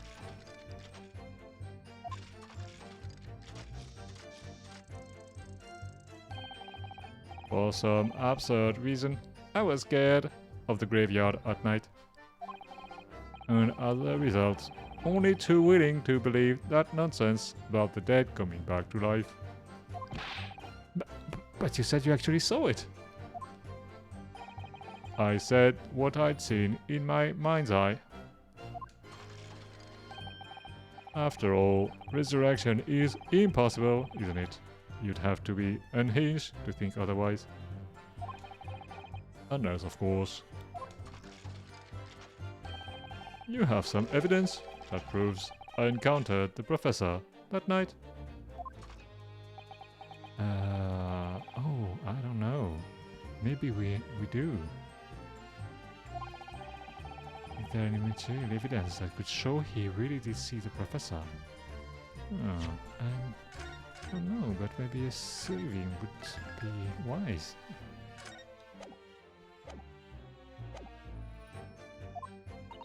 Oh, if we have anything at all, Naruto-san.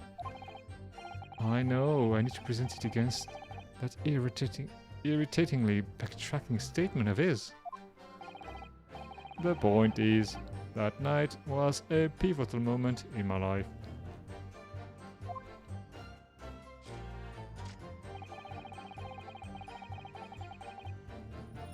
Okay, so thinking back, I realize.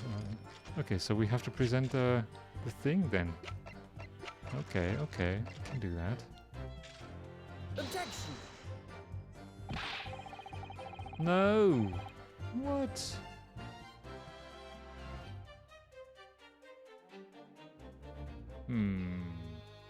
You said I should present it, so I presented it, and it doesn't work.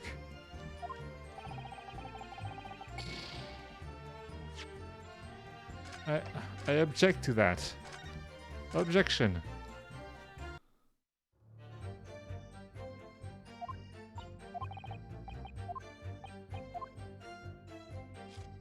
Was there a photo in that camera? No, there wasn't. Where are you from, Zeke? I'm from France. Right, okay. Oh.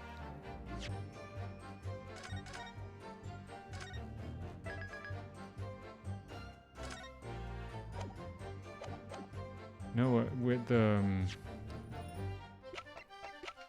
camera, it has this blood stain, but there's no plaque there. It's empty.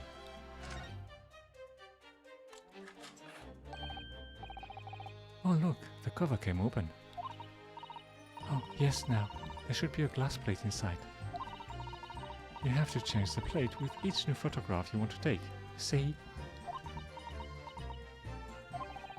Is something wrong? Oh, there's no plate. It's been removed. Oh, what a pity. But I suppose if you think about it, this wouldn't be the actual camera that was used at the time, just like the waxwork isn't the actual person. So we'd never have found a photographic print of the executed convict coming back to life anyway.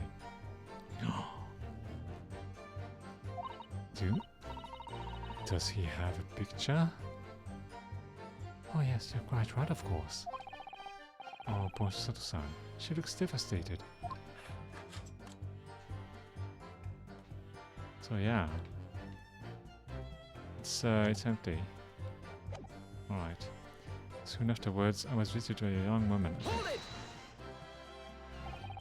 That young woman being Madame D'Espers, of course. Precisely. I must say, I didn't expect to run into her again like this 10 years later. Oh, as I have explained, I went by the name published in the article, and comme ça, I found the man. Oh yes, the article in the Daily Circus, I think you said. I was a poor student, with barely a penny to my name at the time. And the young lady put £5 in front of me. So you readily consented to having waxwork of yourself made, and gave permission for it to be put on display. I did. I should sell what little I had to sell, I concluded. Oh, ah oui, I remember now. I purchased something else from you that day, n'est-ce pas? It reminds me of the character in Apex Legends.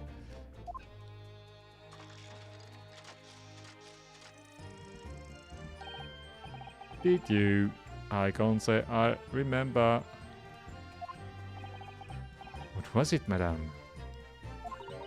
Oh, his camera. Ah. Oh, yes. I made a point of taking it with me whenever I made an excursion into any cemetery. Oh, you took a camera with you, sir? To what end? We found Omicron in the community today. We'll be tightening the restriction again tonight. Oh. Oh well. Guess you can't escape COVID forever. Even in New Zealand. not in Wellington yet. Try to enjoy the days.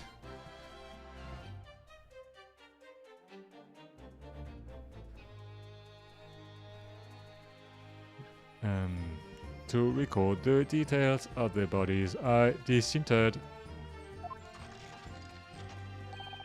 But I had no intention of ever visiting a graveyard again after that night, so I sold it. Oh, I see. Better not get in my beef, Wellington. Are you Wellington boots? I think if you eat COVID, it doesn't really do anything. I might be wrong, but Wellington boots? What are Wellington boots? Wait, let me have a look. Oh, boots?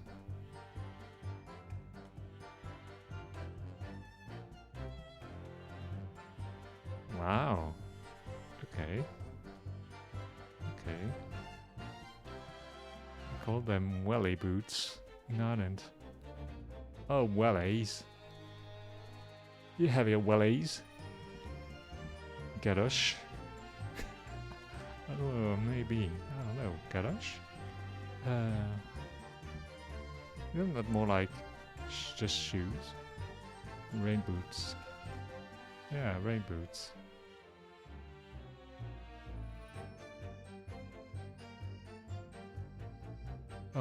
I mean, are you saying that garage is used in English as well?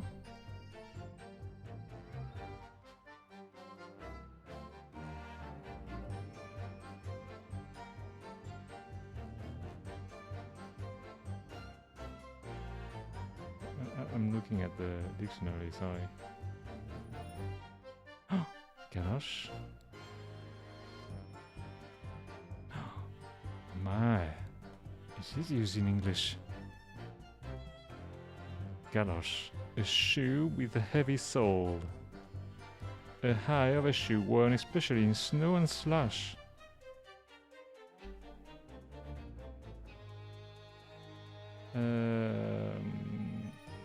Wait.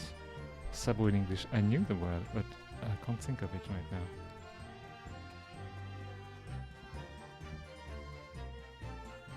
A wooden shoe. Usually rubber boots that go over your shoes to keep them from getting wet. Ah yeah, that's the thing. Oh yeah. It's a very old French word. Or is it? I think it is. It's not very used anymore.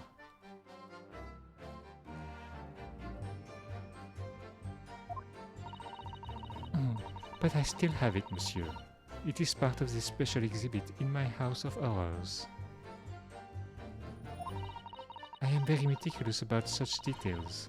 It is the touchpeller's way. Oh, it was seen then.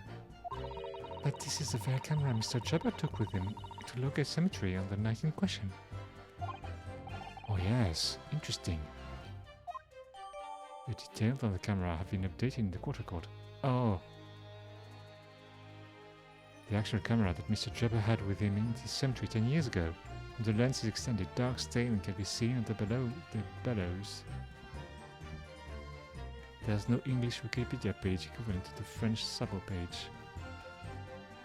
Work shoes are sabots. Oh yeah, but they're probably not the same. They're not the same sabots. Sabot. Oh, it is.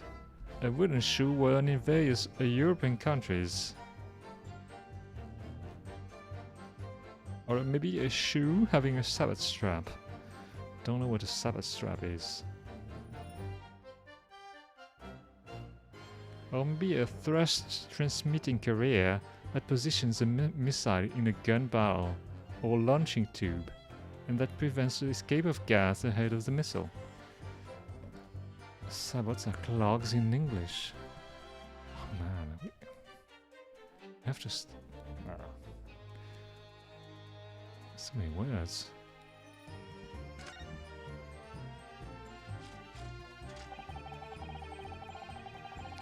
Then I gave up on my dream of becoming a scientist, and it was all because of that newspaper article. Hold it!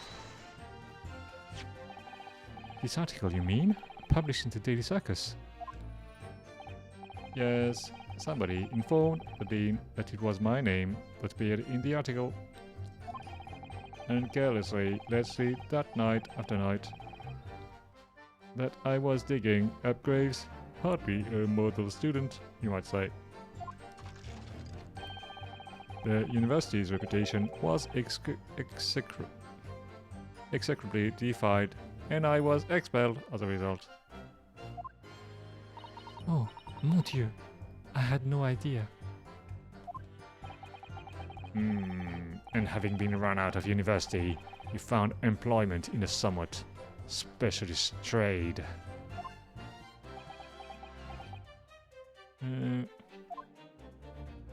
Hold out wooden shoes. Yeah, they are. You combine your knowledge of science with knowledge of stage magic to create various experimental machines intended to demonstrate never-before-seen technology. And you use those deceptive machines to trick the government and private investors into giving you money.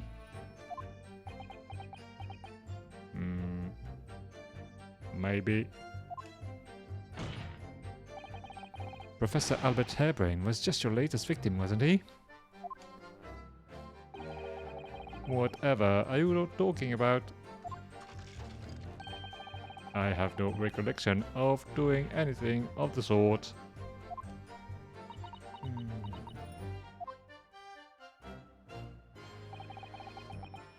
What's Trevor up to? Why would he suddenly change his tune and recant his claim? Oh, I wonder if perhaps it's because his circumstances have changed now. What circumstances? Well, if he admits to having seen the professor emerging alive from his grave 10 years ago, it will expose a secret in Dr. Scythe's past that she would desperately want to hide. Oh yes, of course. If Trevor and Dr. Scythe are working together now, then if Trevor were to betray her, there would be no reason for her to continue to cooperate. In that case, there's only one way around it. I'll have to prove he really did see it. Prove he really did see the professor's corpse coming back from the dead as he originally claimed. Oh, yes. Yes, Naruhodo-san. Exactly. Okay, so we can present the camera now, because its description changed. Objection! Oh no, it doesn't work. What?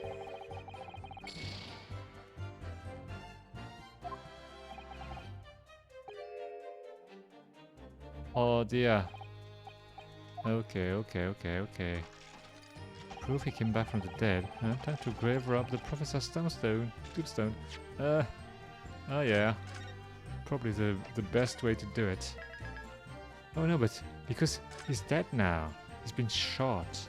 But then, could we? Oh, I don't know if we could prove that. I don't know. I never saw was based on what I witnessed at night, and the reason I was in Longest Tray. Okay, I don't care. The station in the newspaper article was based on what I witnessed at night. Okay, looking back now, I realize I never actually saw the professor. Okay, soon afterwards I was visited by a young woman who was kept in the middle of wonderful wax. Okay, then I gave up on my dream, becoming a scientist. It was all because of this newspaper article. We would need evidence he did see him, apparently. Or you can find him alive. Oh. If he is alive. Okay, so...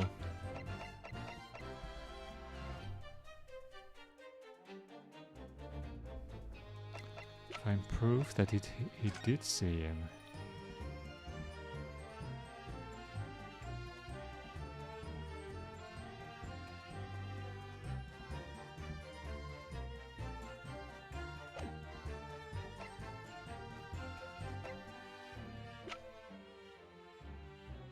Autopsy report.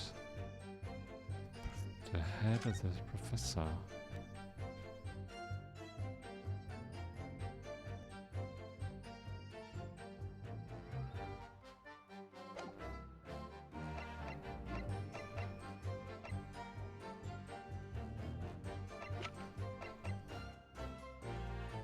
Anything particular we know about what he saw exactly? But the Asman is dead now. Yeah, but we're still not sure if he's a professor or not. Anything particular we know about what he saw exactly? Well, there was a mask, but I'm not sure it's... oh, the young man who witnessed this scene was on the verge of raising a shriek. In the next second, a gunshot rang out.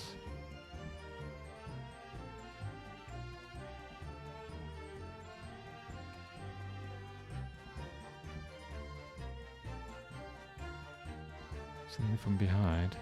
There's a number 139, but we don't have anything numbered like that. Do we?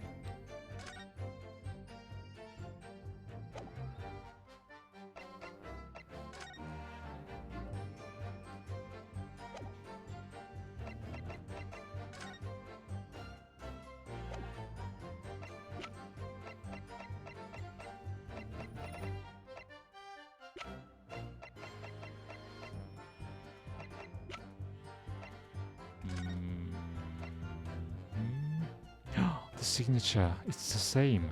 So it really was Asman.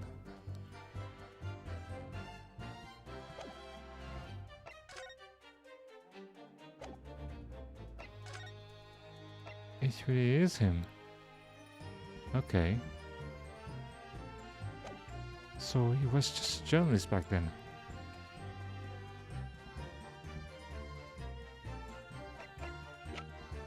And we now know that he's great at drawing.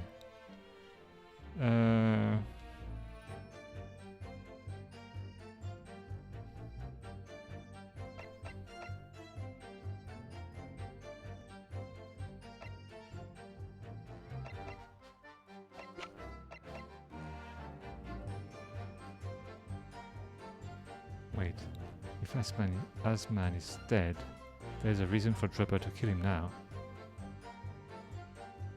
Like what? If Asman is dead, there is a reason for Draper to kill him now. Not sure what you're talking about.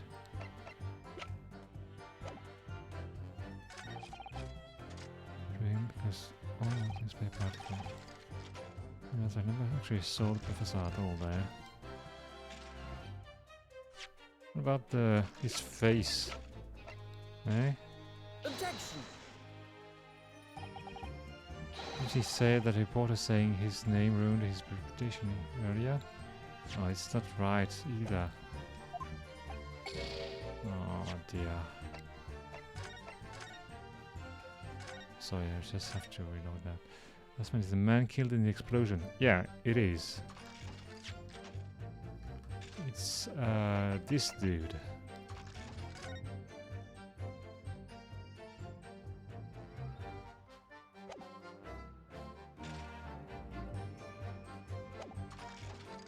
No, actually, it was the professor at all, though.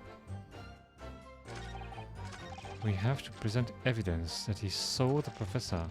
Wait, do we have to present something? No, we can't present that.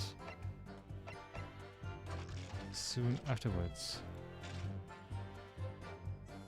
Except the explosion didn't seem to exactly kill him then. His white clothes are clean, except for the blood.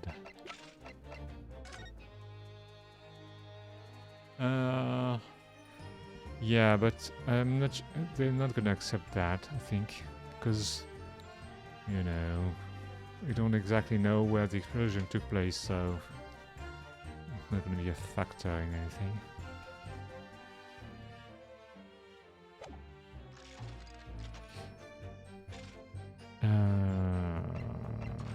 What do we have? What do we have that is linked to then? We have the camera. We have the head. We have the autopsy report. And we have the picture, the article. What's the other statement, starting with soon afterwards? Okay, let me check. Soon afterwards, I was visited by a young woman who sculpted a model of me from wax.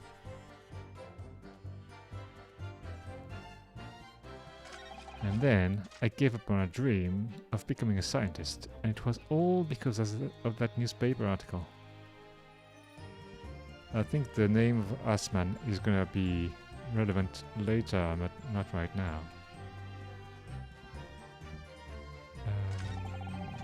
So, if we press that... Hold it! What are you talking about? I think I explained already. It was renowned among students. Okay, ghosts of condemned convicts. For some absurd reason, I was scared of the graveyard at night. As a result, only too willing to believe that nonsense about the dead coming back to life. But you said actually saw it. I said, well, that's not a saw. After all, resurrection is impossible. You'd have to be unhinged to think otherwise. Unless, of course, you have proof. We have some evidence.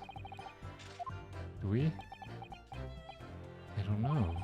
Is there any material evidence that could show he did see the professor? Oh, if we have anything at all, then what is him? I know, I need to present it against that irritatingly backtracking statement of his. But we do have it. Well, at least that night was a pivotal moment in my life. Okay. Do we know what the professor looks like? No, we don't. Not what I thought. We only know because I presented the head and it didn't work. I presented the camera, it didn't work. I don't know what what else I can do.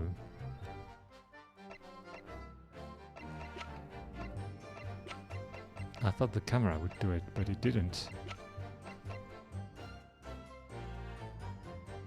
Well, there's only the oh, I mean, you mean it's the article? The drawing? The report is a short page. Oh yeah, it's very short. Well, it's not really an autopsy there, by the way. It's just death by hanging confirmed at midnight.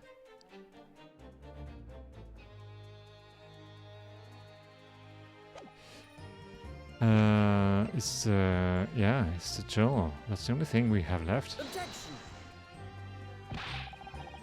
No, it's... Oh, would you care to mull over... Oh no, it doesn't work. It doesn't work. Courtney Stevens. Whom is Courtney Sy?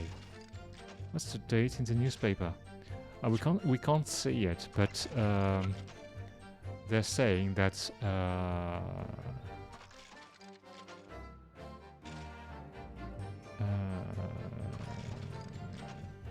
on the night, they're saying it's the night of the execution. If we don't have the actual date of the newspaper, we can't see it. It's Monday, that's all we know.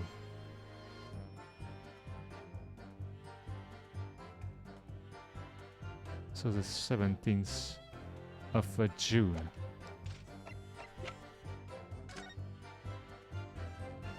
It should be the 17th, yeah.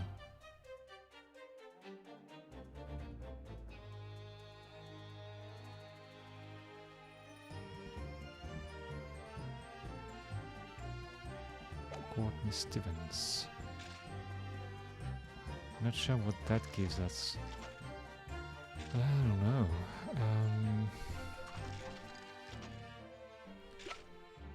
Because there's nothing else related to the events. So... which trophy is this? It's a trophy that was in Jabba's workshop.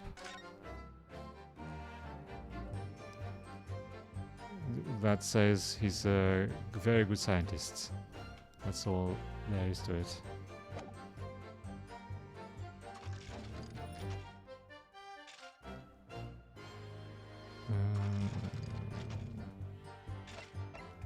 the stone presented everything.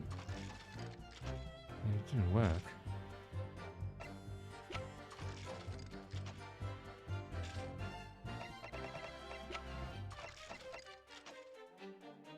Crossbow. Can we prove it didn't stop him from pursuing science? I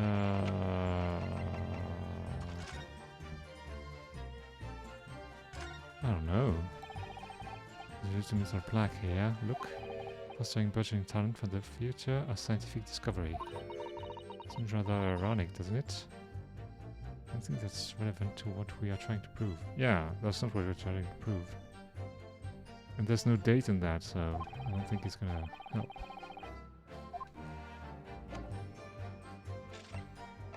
I think it's only established that he's not a fraud. He's a real scientist.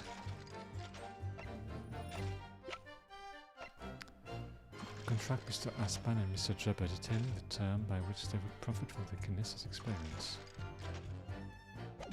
Wait, let's look at all the statements. The reason I was in Logate Century at all 10 years ago was for a spot of moonlighting. We don't have anything related to that. Yes, the illustration in that newspaper article was based on what I witnessed that night. Can we contradict that?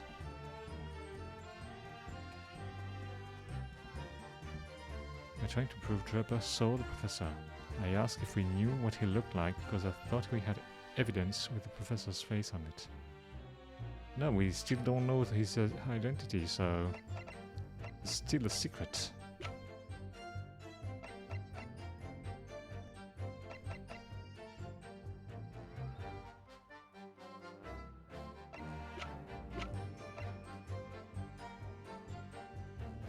So Taspels know what he looks like, but she doesn't know his name.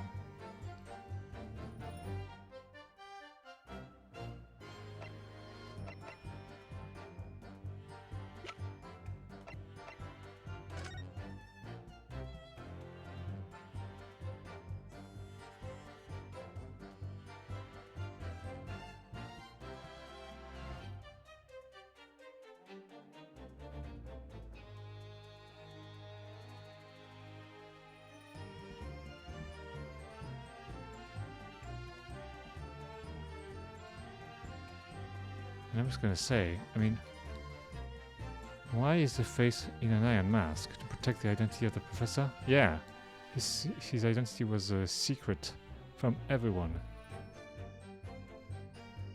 And he probably isn't Odie Asman, because as we established, this is the actual Odie Asman that we know now. Well, the one who died. And if he was a professor, he wouldn't have written this article. I mean, he wouldn't have advertised his own, resurrection. So it's not him. Mad Sheep Rampage. Yeah.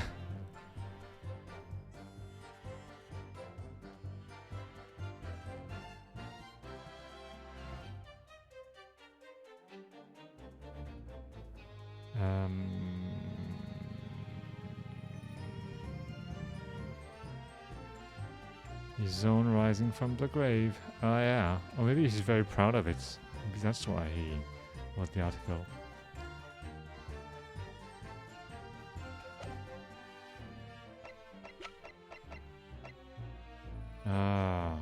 It's... You know what? Let me have a look.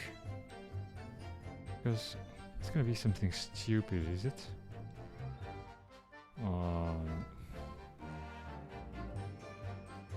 Why didn't the artist draw a visible face?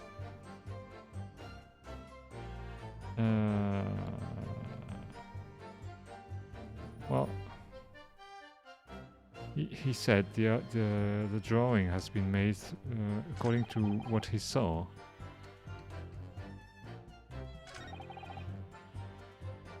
What the illustration was based on what I witnessed that night.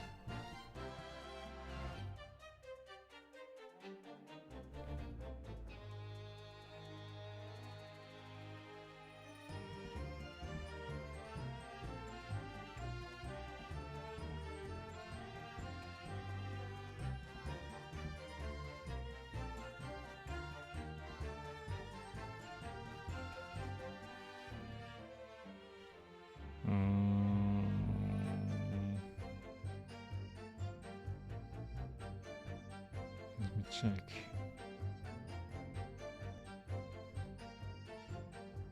Okay, examine the bloodstain. This details. Wait, what? Present the camera on the new statement 4. But we did that already. 2, 3, 4. What? It was a wrong statement? We have to present the camera there? But why?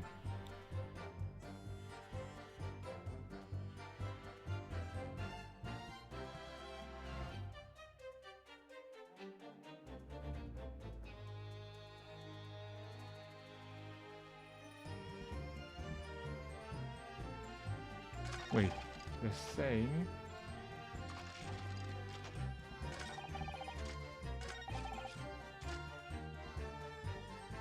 Wait, I don't understand. Wait. 1, 2, 3, 4, 5. Okay. Press the statement 5, in which Jabba states that the spell visited him. Okay, so that's the 5.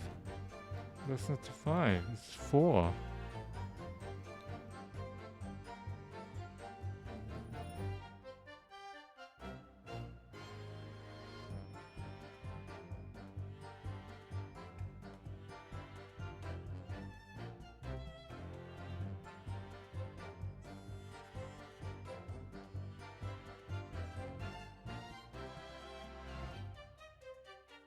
No, they're saying we have to present the article on this statement, but I just did that. Oh, come on now, I just did it. And you didn't do anything. I think he saw the professor with the mask on that night. I don't know why he would bury a person with a mask on if they are dead. Well, it's kind of pointless, but they wanted to keep the identity of the professor a secret. Only the people who participated in the trial knew his identity, and no one else, except Tuspels, knows the face, not the name. Okay, so we're supposed to present the article here, but I did that earlier. Objection! What? Come on now. I did it already.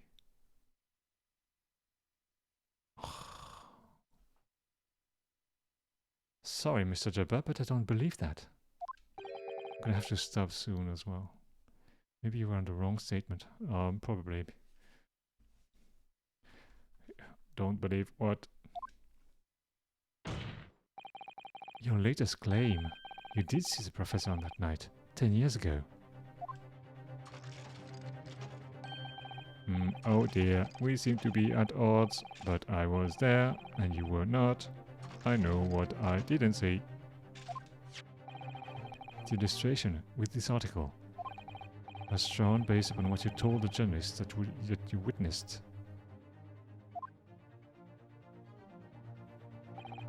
A figure emerging from a tomb, wearing an iron mask.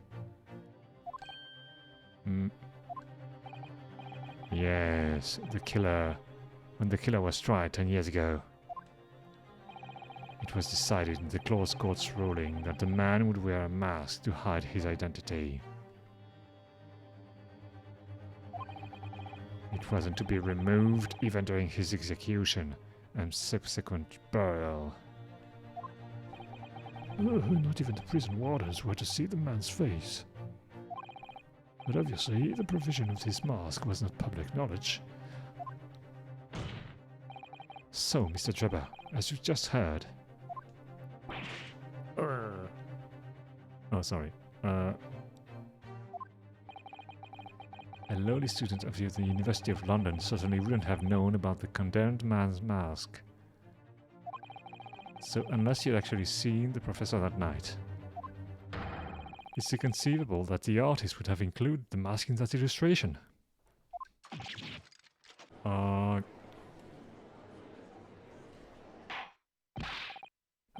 Hold. Well, Mr. Tripper.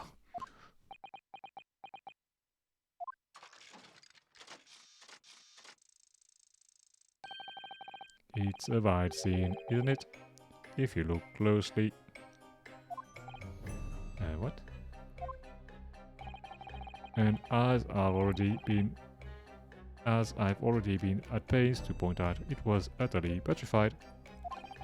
Which is why I had it in my head that I'd seen such a blood-curdling sight. But afterwards, I came to my senses and realized that I'd been mistaken. You're still saying you didn't see it? If you're stubbornly sticking to that story, witness, then amend your testimony to explain exactly how you think your eyes deceived you. Of course, only happy to oblige. Oh, I can't believe he's still not going to concede the point. Okay. What I, in fact, witnessed what a fellow grave robber at work. Oh, I accidentally saw a mask on his face. Yeah, I mean, I saw the light, some light reflecting on his face, and I thought it was a mask. Every time he says order, order, doesn't really seem like there's any disorder in the courtroom. Can't you hear the people talking?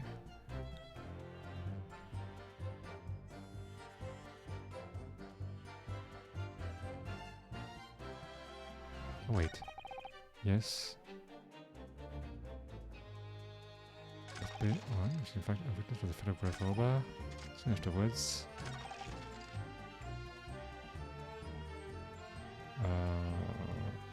Okay.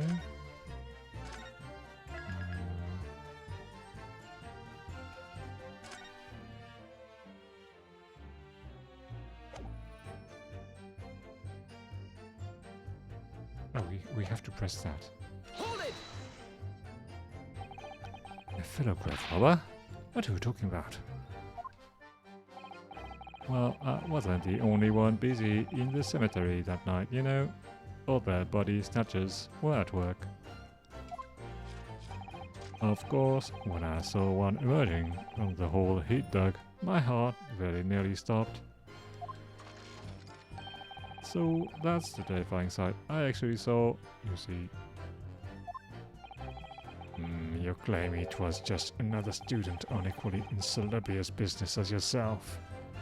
Did he say how his eyes deceived him? Oh, he's saying that right now.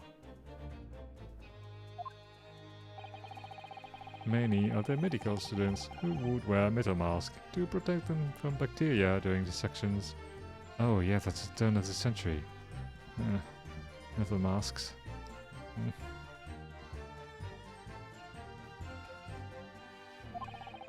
Clearly, the fellow was using such a mask to protect his anonymity, wouldn't you say? Objection! But there's more to the story, isn't there?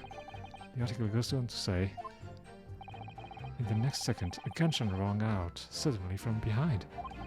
The bullet pierced the resurrected man's chest, whose breath then stilled once more. Oh, we might assume that the sexton discovered the miscreant at work. Sexton? What a sexton is? What is a sexton? Is it some kind of guardian?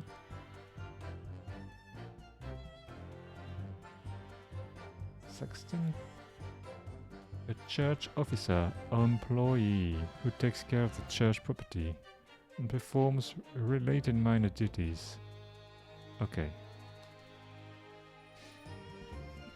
Perhaps and fired upon one of them. A sexton, I mean a church employee with a gun? That's kinda weird. Oh, if a gravedigger had just someone in the cemetery, I think it might have been rather big news, my lord. Oh, yes, well. I can only assume it was an embellishment bolted on later by the reporter. Oh, she's unhappy about that. Excuse me! Madame Despels. Don't take it out on Mr. Sholmes. Oh, oh la la, pardon. Oh, I was lost in my thoughts. Would it be fair to say that Mr. Trevor's last remark was significant to you in some way? Oh, I thought it was a little strange, that is all. How Monsieur Dreber could claim this now. If you don't mind me saying, madame, what are you talking about? Oh, he's not amused. Well, when I met you 10 years ago at your university dormitory, you recounted to me about your adventures in the cemetery, no? Including the gunshot. Stop. Oh dear. You might want to watch your tongue, you know, or else. Objection! Have a care, Jabba. That's no way to speak to a lady. Intimidation in the courtroom, yeah. Please, Madame D'Espels, carry on. Oh, of course. According to what Monsieur Dreber told me at the time, he did hear a gunshot from behind him, and the bullet hit the condemned man. I said nothing of the sort. No, you were very explicit about the details. About the mask that the figure was wearing. And the blood that spattered over you when he was shot. Enough, shut up, woman. You're making all this up. Oh, that would do. S'il vous plaît. Exactement.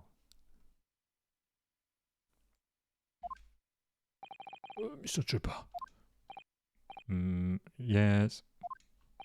You refute the account just given by Madame D'Espels?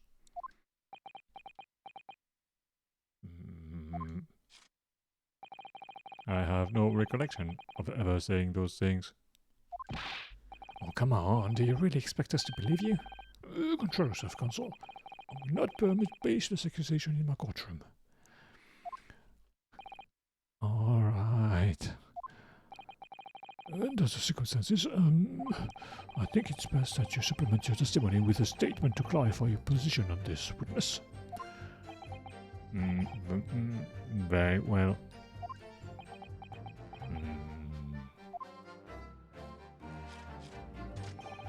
There was no gunshot from behind me at all. No, any splattering blood. Okay, now we can use the camera. Objection! Mr. Trevor, remember this camera?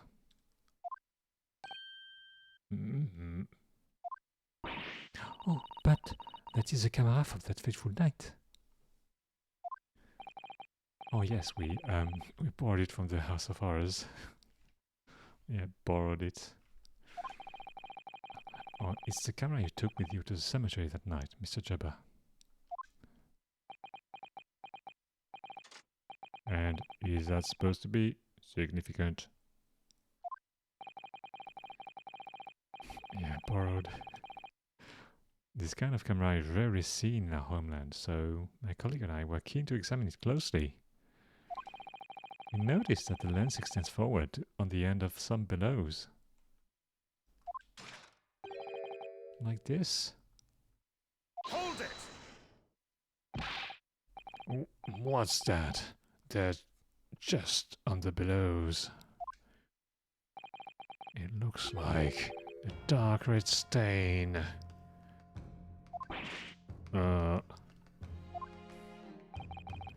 That's right. It's a rather conspicuous mark here on the bellows, in fact. Oh, good lord, are you suggesting? Oh yes, my lord. It would appear to be a spatter of blood. Oh, something that could be confirmed with a simple chemical test.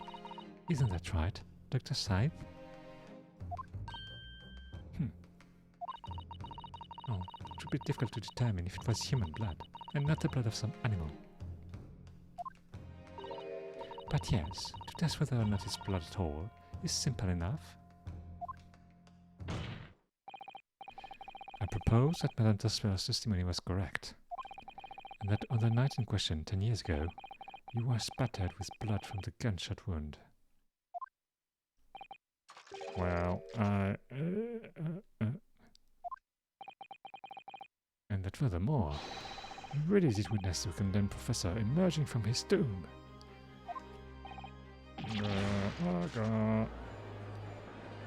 But why would there be animal blood in the pillars in the camera? Who knows, maybe some bird got caught in there. There's simply no way you could have forgotten such a traumatic experience. In other words, the only explanation is that you're trying to hide the fact that you saw the professor that night. Objection! But why? What would he want to do that? Well, not for his own gain, it would seem. For whose, then? Who could benefit? Oh, Mr. Trevor is obviously lying in order to protect somebody. oh my goodness. Oh, he's shielding someone.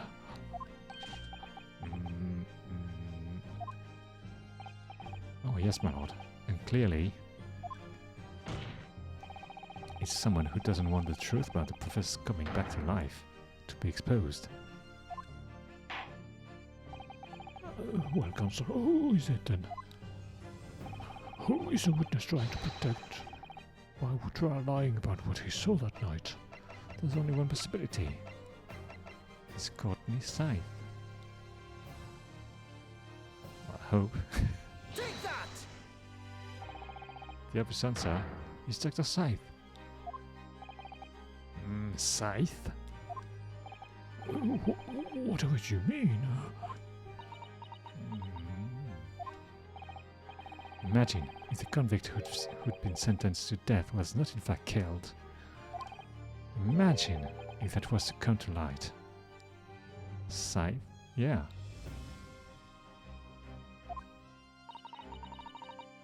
What are you insinuating? And imagine if the convict in question was the country's most hated mass murderer. If it was the professor. All that would be an unprecedented scandal. Objection! This is beyond a joke. Need I point out that the dead cannot come back to life? What you're suggesting would mean that the execution never actually happened. Oh yes, that's exactly what it would mean. Objection! Once a man is sent to the gallows, he hangs. No one could escape. Not in Great Britain. I don't know what happens in your country, but not here. Objection! But the fact is, there was a witness to the fact that the man did escape his hanging. Oh, if that were really true, Counsel, the implication of misconduct would not stop at the supervising coroner. It would taint the honor of the entire judiciary from the ground up. Oh, the Pandora's box. And it's exactly because of those monumental repercussions that Dr. Scythe would consent to any demand made of her by someone who's threatened to expose the secret, even if that meant being complicit in a crime. Oh, you mean? Oh, no, you don't mean. I mean that Dr. Scythe was collaborating with Mr. Trevor's wicked scheme. She was coerced into collaborating in order to protect her decade-old secret. She switched the dead body of Mr. Assman with the waxwork model and fabricated the autopsy report.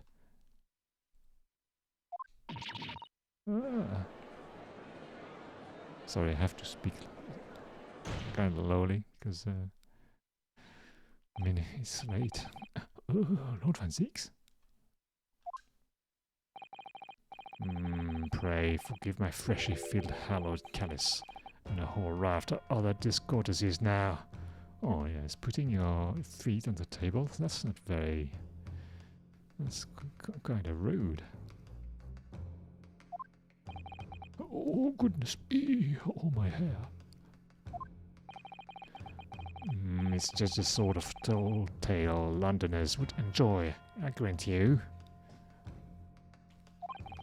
An executed killer rising from the dead, a Scotland Yard cover-up, a conspiracy at the highest levels. So let me ask you one thing. What's that? If the condemned man really did emerge from his tomb that night, only to be shot in the chest, who pulled the trigger and disposed of him forever? I have no idea at the moment. Oh, we have too little information to work that out at present, I think. Oh, she's always right. I couldn't agree more.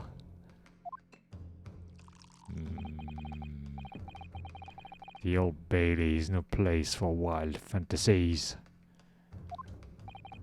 And have you considered this, my Lord Nipponese friend?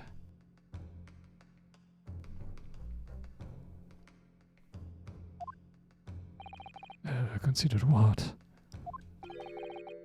Do you realize just what a dangerous endeavor it would be to coerce this woman into such a criminal activity?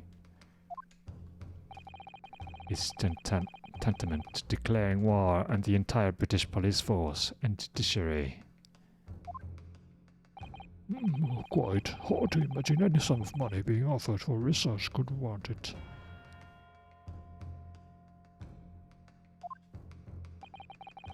To rely on some stage deception when so much is at stake would be madness. Oh, well, I suppose, And this was no petty crime either. The victim was murdered. A man who'd already invested money in the venture and would be instrumental in future profits too. Yes, I had no reason to kill Mr. Asman at all. Oh, but he's the one who exposed him, that's why. Or are you forgetting that his death results in me receiving not a single penny? The court is already aware of the contract between myself and the victim. No. Oh, there's a contract. That's very true. Oh, the motive for this case runs deep, though. I can feel it. Oh, using threats to force the head of the forensic investigation team to cooperate is extreme. Especially for a government grant he had no guarantee of receiving in the first place. Oh, if the research grant was the aim, taking Mr. Asman's life would have made no sense anyway. Which means Mr. Trepa's motive wasn't money at all. He was just trying to kill Mr. Asman. But why? What was his motive then? Your time is up, my lone friend. I'd say you have one last chance before the jury lose their patience with this charade. Oh. Let's see if you can back up your heady proposal, shall we? How do you explain why this engineer would throw all caution to the wind and threaten his own country? Oh, at this point, I'm not prepared to listen to more of this outlandish conjecture without proof. So, Consul, present your evidence. All right, who exactly was Mr. Asman to Trepa? There's a connection there that no one's seen yet. And I'm going to have to present 2 pieces of evidence to show what it is. 2? Oh yeah, this signature.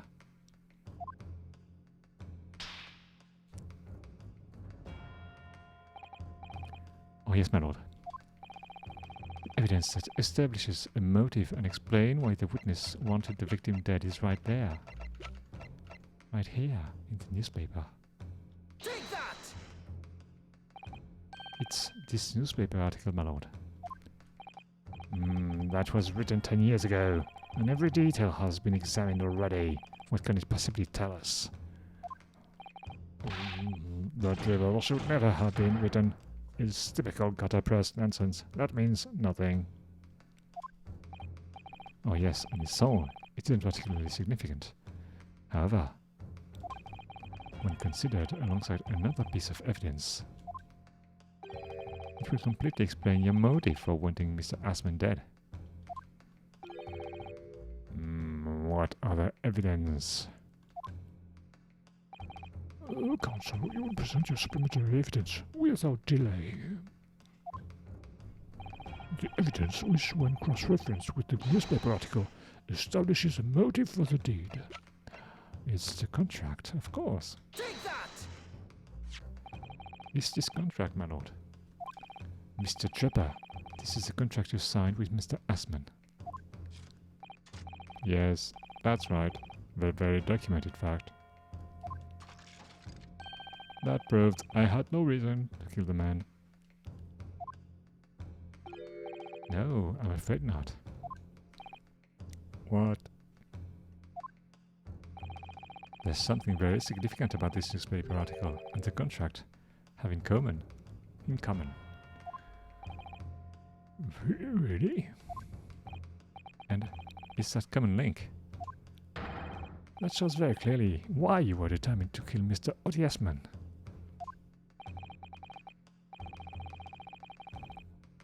It seems the defense has uncovered something the rest of us have missed. Apparently, yeah. So, my learned friend, point out what these two pieces of evidence have in common. Where exactly is the link between this newspaper article and the contract? There, right there. Take that!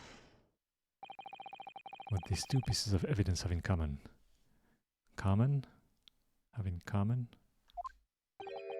is a signature. A signature? The signature and the illustration that accompanies the 10-year-old article and the signature on the contract Belong to the same person. What? Arg. As the court has heard, this illustration was drawn 10 years ago by the newspaper reporter who found Mr. Drebber and interviewed him about his ordeal. If you look closely, the reporter's signature can be seen in the bottom right corner of the drawing.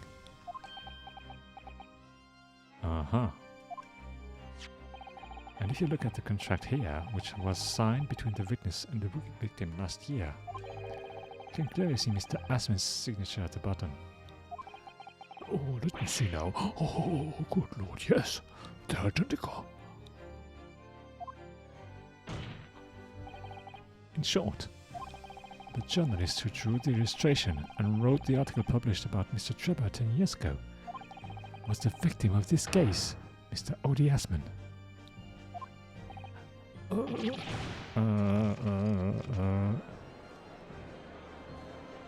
Objection! But explain to the court why. Why would that constitute a motive for the witness to murder Asman? Well, if you think back, you remember that Mr. Trevor talked about that article in his testimony. Oh, grave robbing, you say? Yes, exhuming fresh corpses to sell it, reasonably lucrative. Oh, that is quite beyond the pale. Would you invite divine retribution, sir? Yes, well, I think I suffered retribution enough. The Daily Circus eventually unearthed my name and put it in print. It caused me a great many headaches. In the end, I had to leave the university. That was the only paper with the bad grades to identify me, and ambiguously, I might add. Then I gave up on my dream of becoming a scientist, and it was all because of that newspaper article.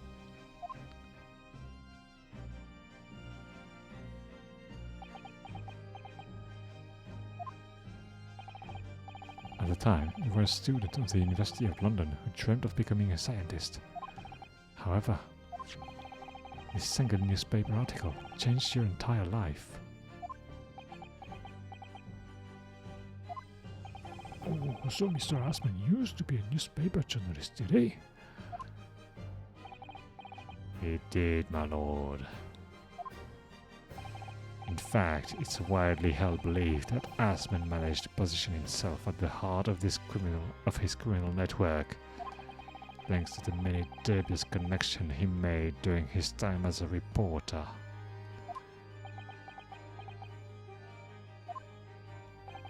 So you had to give up on your dream and leave university.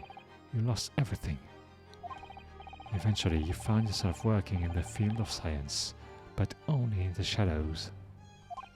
And all because of that article, written by Mr. Asman. Enough.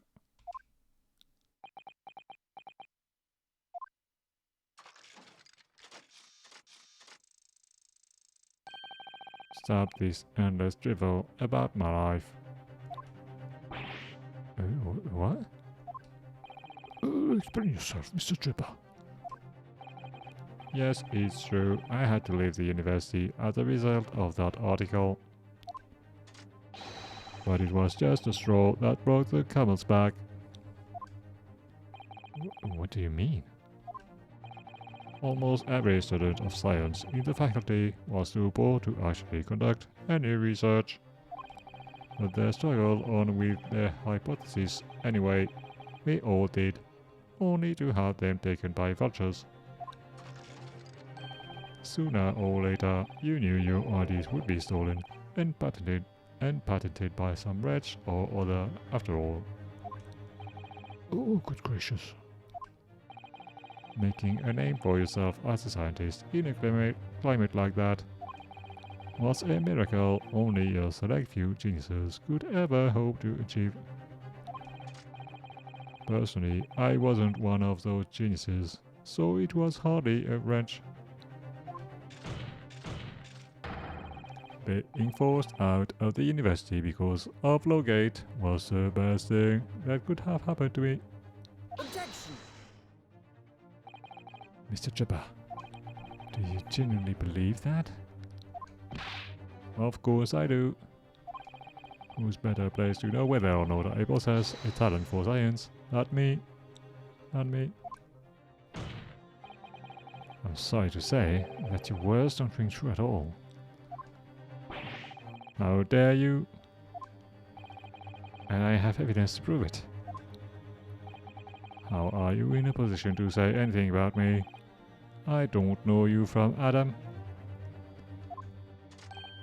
Fine, if you think you have evidence, go ahead, show it. Okay, it's easy. What could you possibly have to disprove the idea that I was happy to leave university because I lacked talent? Because he had talent. Take that! Do you remember this, Mr. Tripper? I found it at your workshop.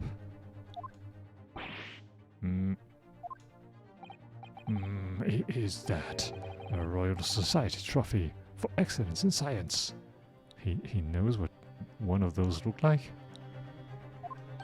What exactly is this trophy, Council? It's the greatest honor that can be bestowed on a young scientist, my lord.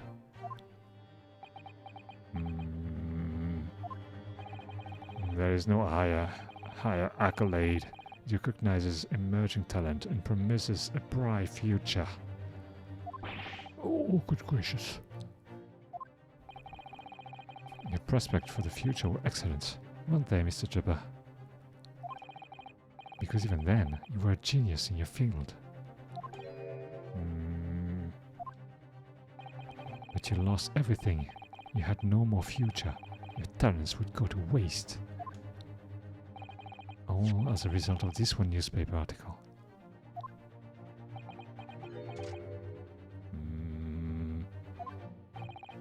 I don't know when you realized who Mr. Assman was, but when it dawned on you that he was the same journalist who 10 years ago ruined your life. Wait. He must have known all the time. The whole time, I mean. It's abundantly clear that you had no intention of forgiving the man.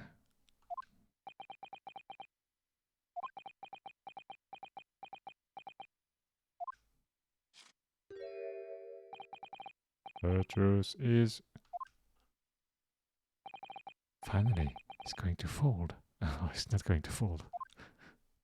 Oh. Oh dear. Wait, what? What's going on? Scythe? Ah. Fine. Clearly, this has run its course now.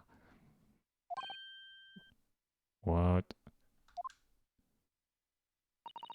I admit it. All of it. Wait, what? She's gonna protect him now? What?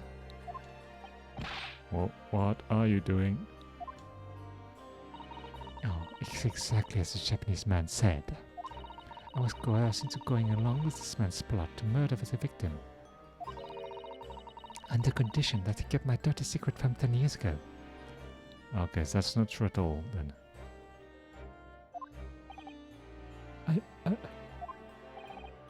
No. Oh, good lord. What a twist. Dr. Scythe, do you realize what you're saying, woman?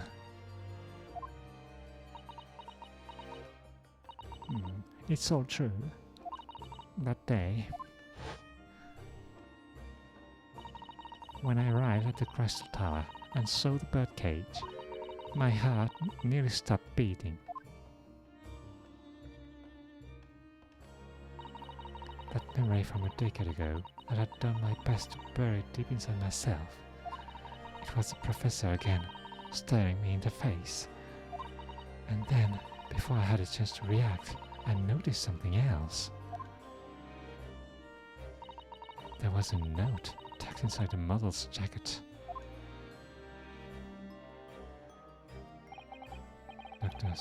Dr. Scythe, if you want, you will go along with my plan.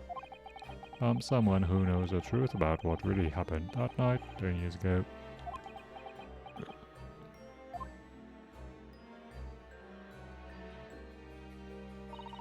All the instructions were there in the note. Every detail was meticulously written out. I had no choice but to do what I'd said.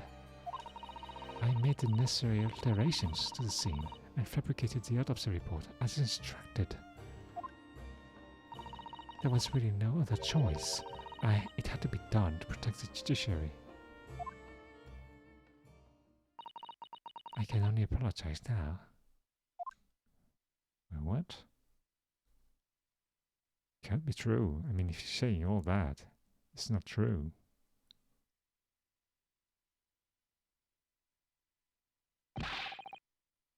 Why on earth would you buckle now? Oh, is it true? It is?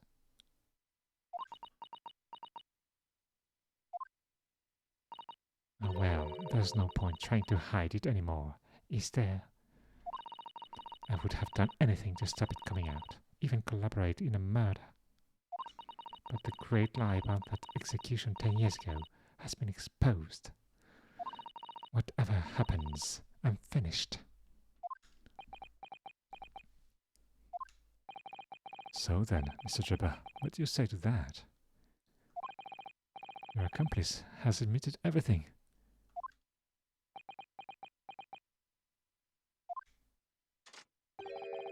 Surely it goes without saying. Well, you admit your part in it too, then?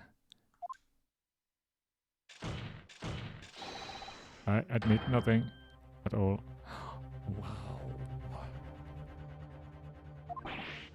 What?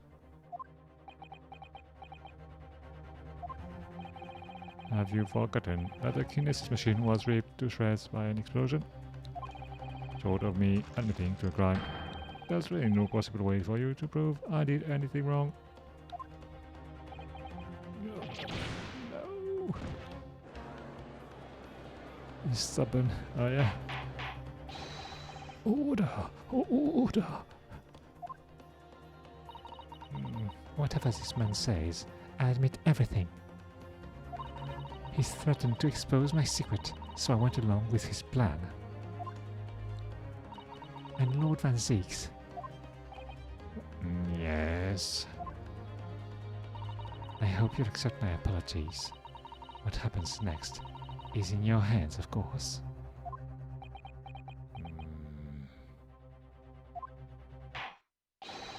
Oh, I have heard more than enough now. I hereby present the final findings of his court. What? What? This trial is not the proper forum in which to pursue the alleged wrongdoing of Mr. Drebber. The defendant is Professor Albert Harebrain. Very true. It has slipped my mind. Oh, isn't he one of your closest friends? As the court has heard, Dr. Scythe has admitted to the allegations brought by the defense, thereby absolving the defendant of any possible guilt. You mean? At the present time, it is the conclusion of this court that the defendant was not involved in any wrongdoing. Does the prosecution have any objection? Oh dear, they're going to stop all of that right now.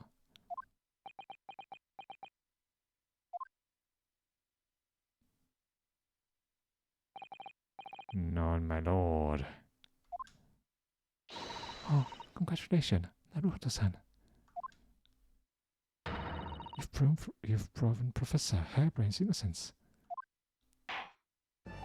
Without further ado then, adjudication. Unless the prosecution or defense have any other matters to discuss.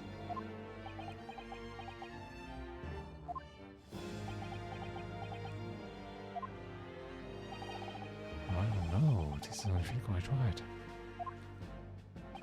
Why did Dr. Scythe suddenly admit to it like that? Oh, is everything alright, Naruto-san? Like you said before, the way the trial is set to end now, the judge will certainly deliver a verdict of not guilty. But is that really what we want? What the defense should be pushing for now is...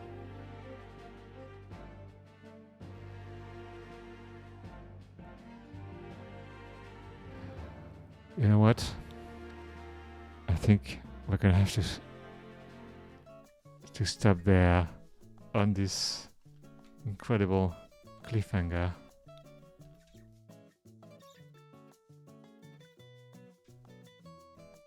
Because it's very late, I really have to stop. So much suspense, yeah. So many twists, honestly, I'm very surprised. It's incredible, the story. So we're going to continue that tomorrow night, and we can know what really happened then. But it's 1:15. Yeah. I really gotta go to bed.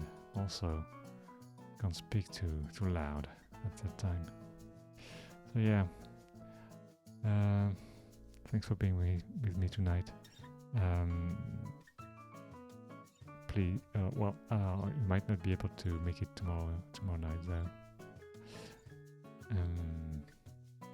But we'll continue that tomorrow. In the meantime, please take care, stay safe. I guess to have a good day, and I hope to see you soon. Bye.